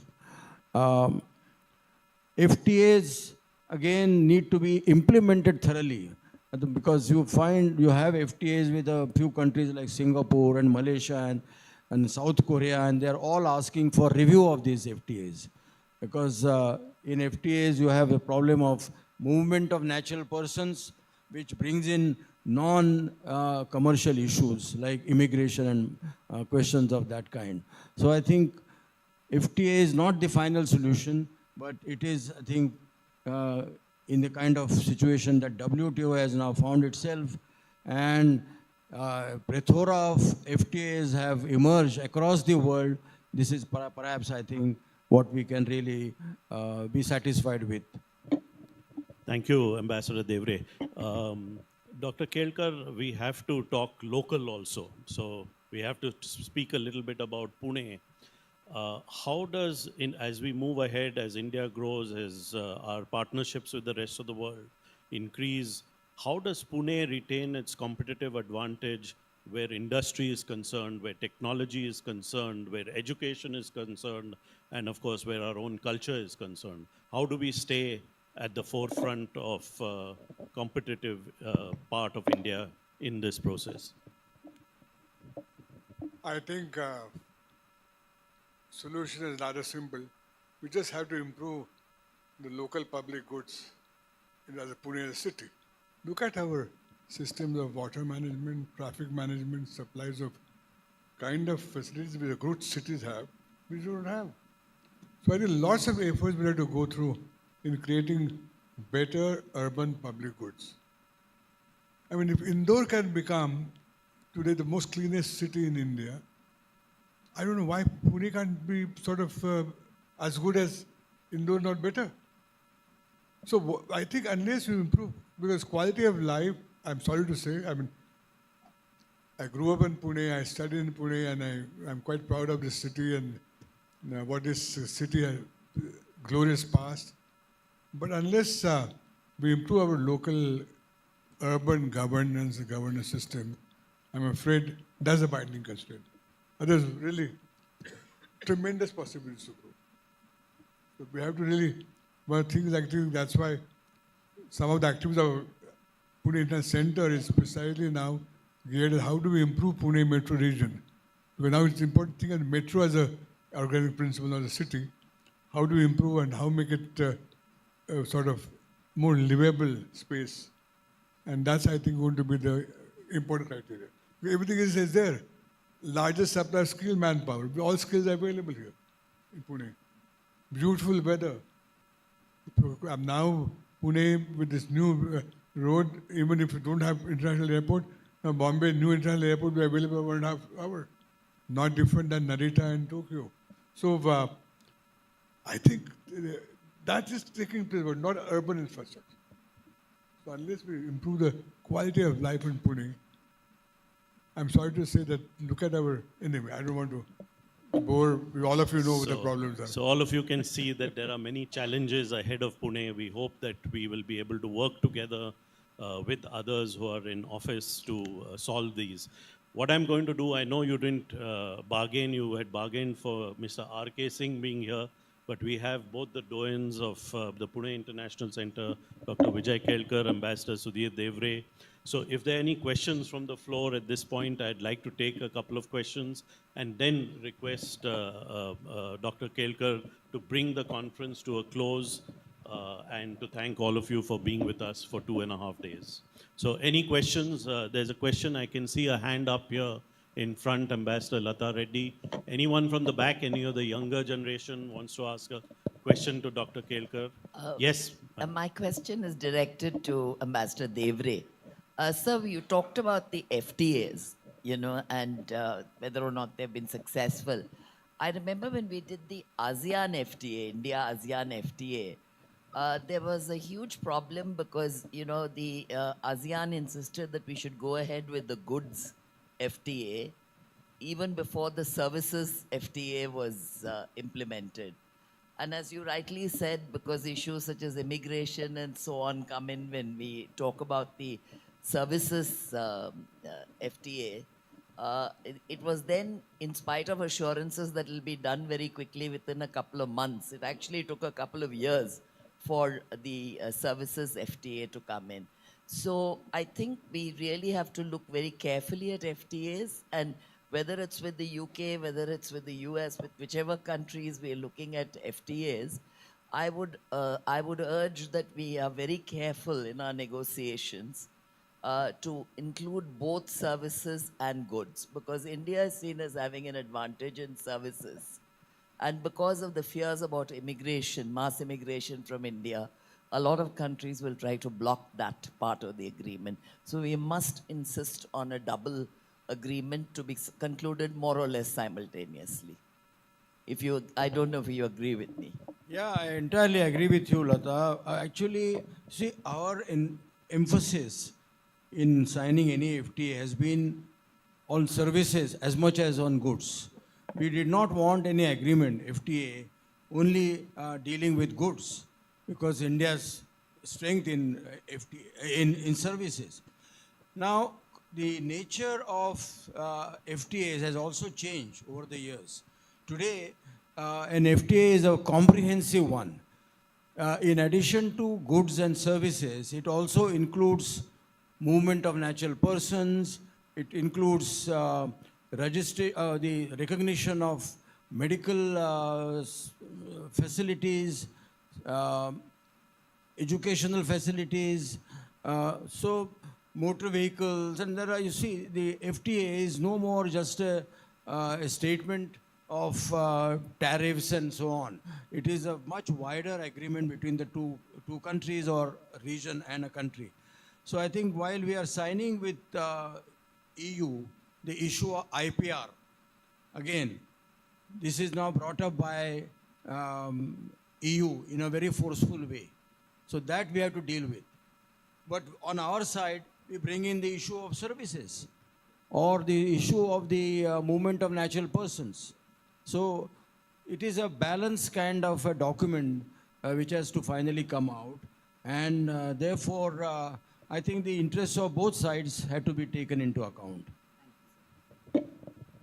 Dr. Kelkar, I'll turn to you for some closing remarks as we close the Asia Economic Dialogue for 2024.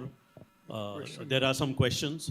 Yes, please. Yes, we have time for questions. Please. Yeah, if I may take the liberty of asking a question related to critical and emerging technologies, because I would like to have Dr. Kelkar's and Gautam Bambawale's opinion, specifically with regard to China. See, we heard a lot of things which are going on, which is, in my opinion, something like a reaction to what China has done. Now, we have enough examples in India where any kind of sanctions or denials have led to an emphasis on development in those areas. My question to you, Dr. Kelkar, is that when we heard of a lot of sanctions or policies in US which are to prevent China from, let's say, having access to markets or technologies, is it going to have an unintended consequence of even worsening the present situation? Like in India, we have got several examples where we developed certain technologies only because we were denied technologies. The similar thing, if it happens in China, actually it might worsen the situation by accelerating the whole emphasis that China will give in developing exactly those technologies we want to prevent. So I'd like to have your opinion on this. The effect of sanctions and technology denials.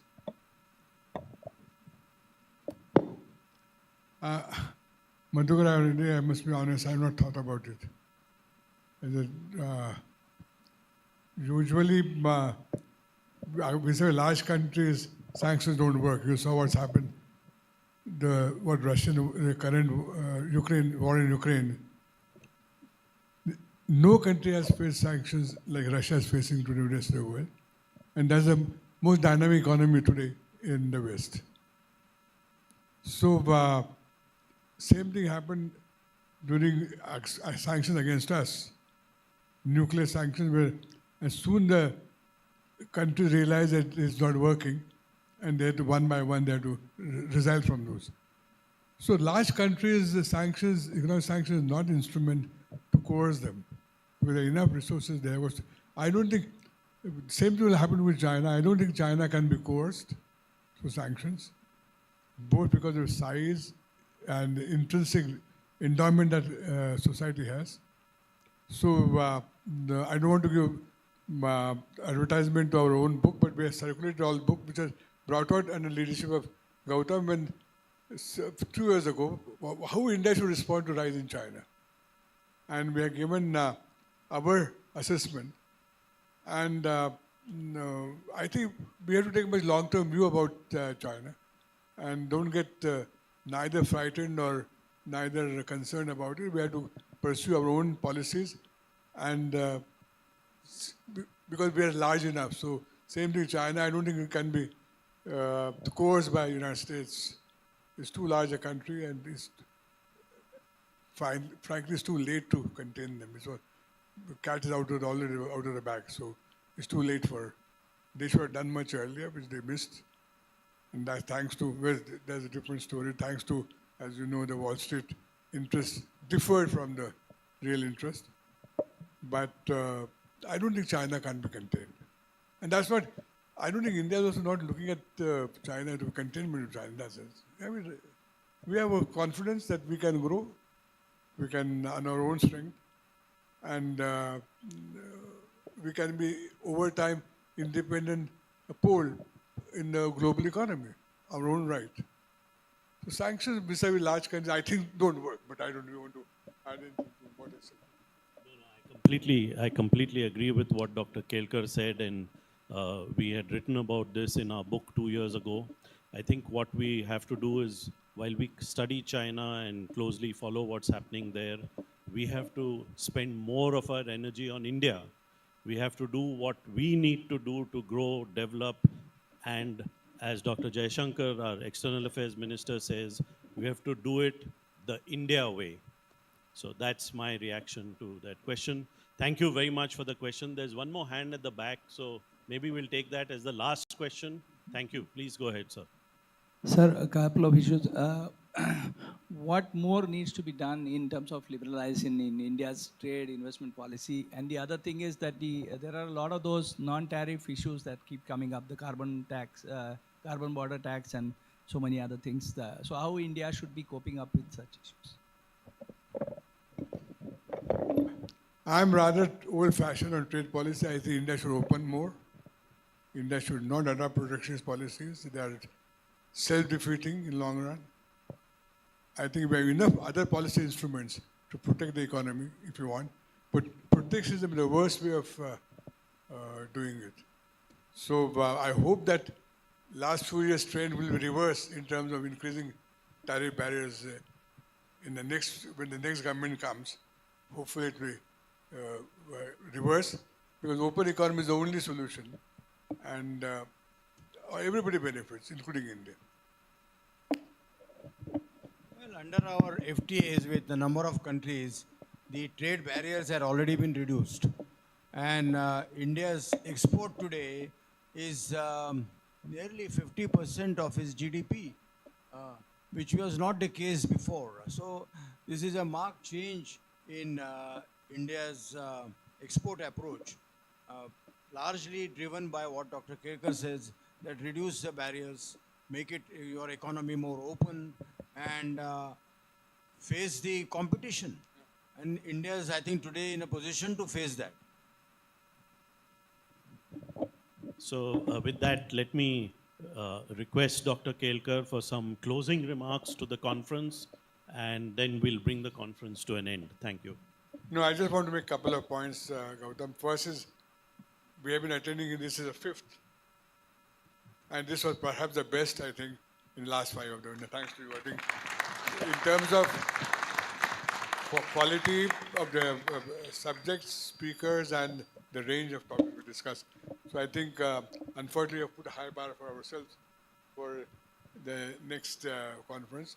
And second, I want to thank the Minister of External Affairs for their continued support, and they have been extremely forthcoming in terms of supporting both material terms and also in terms of ideas, and I hope that that support will continue, because that really gives us a real strength as the ME is behind us in all our efforts. And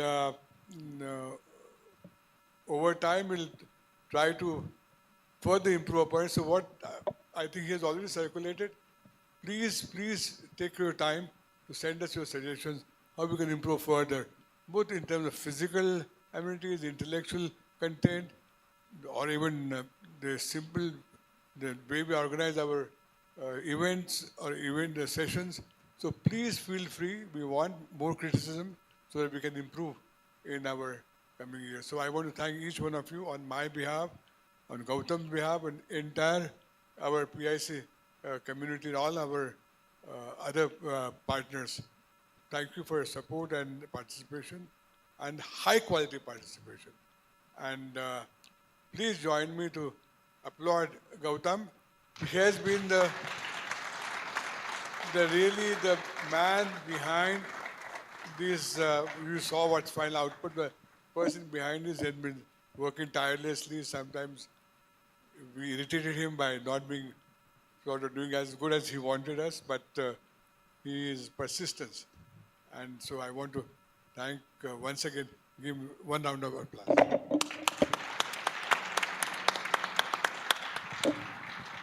And I think we'll bring the conference to an end with that. But Dr. Kelkar, one last request. I think we should give a token of appreciation to Vandana Saxena Puria, who has worked tirelessly for 2.5 days and done a fantastic job, a marvelous job in being the master of ceremonies. So if I can request you, Dr. Kelkar, to hand over a token of appreciation to Vandana, please.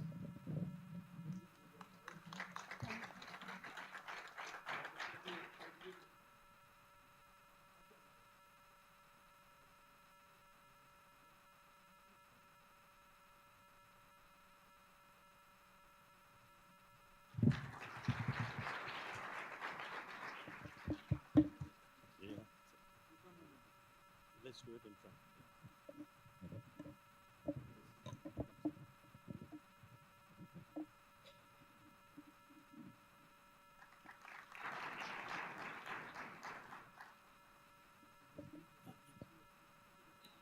No, and I think we can't end without Vandana having the last word. So if there are any final instructions, Vandana, the floor is yours. Thank you. Thank you so much. A real honor to be asked to do this, so thank you very much. I think I will just say this, ladies and gentlemen, esteemed participants, as we draw the curtain on Asia's Economic Dialogue 2024, I stand here with a sense of profound gratitude and renewed purpose. Over the past few days, we've traversed intellectual landscapes, delving deep into the heart of geo-economic challenges in an era of flux. We've confronted uncertainties, navigated complexities, and charted a course towards a more resilient and inclusive future for Asia and beyond. But reflecting on these themes that have shaped our discussions, think about what we've done. We've looked at the impact of global trade dynamics to the transformative potential of generative AI. But we should be reminded of the power of dialogue in shaping our collective destiny. Indeed, the pulse of our times beats with urgency, demanding bold action and innovative solutions to address the pressing challenges of our age, not just for us, but for our children. As we bid farewell to this year's dialogue, let's not retreat into the comfort of routine, but let's carry on forth the spirit of inquiry, collaboration, and action that has defined our time together. The insights gained, the connections forged, and the commitments made here in this conference must serve as catalysts for meaningful change in our respective spheres of influence. I'd be remiss if I didn't express my heartfelt appreciation for Pune International Center and the Ministry of External Affairs for their unwavering commitment to foster dialogue and driving positive change in Asia and beyond. It's through platforms like the Asia Economic Dialogue that we find the space to engage in critical conversations, challenge prevailing narratives, and explore new frontiers of possibility. So let's keep supporting Pune International Center with its mission to promote this intellectual exchange, advance research, and catalyze action. And let's hope that next year we will be at the new center that Dr. Marshalka spoke of in his opening remarks. Let's reconvene, re-energized, and reinvigorated to continue our dialogue, deepen our understanding, and shape a brighter tomorrow for Asia and beyond. Thank you very much.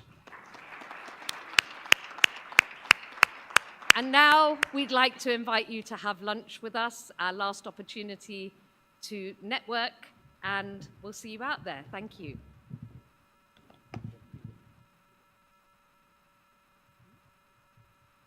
Oh. And please do fill out the feedback. We would really like to hear your views. Thank you.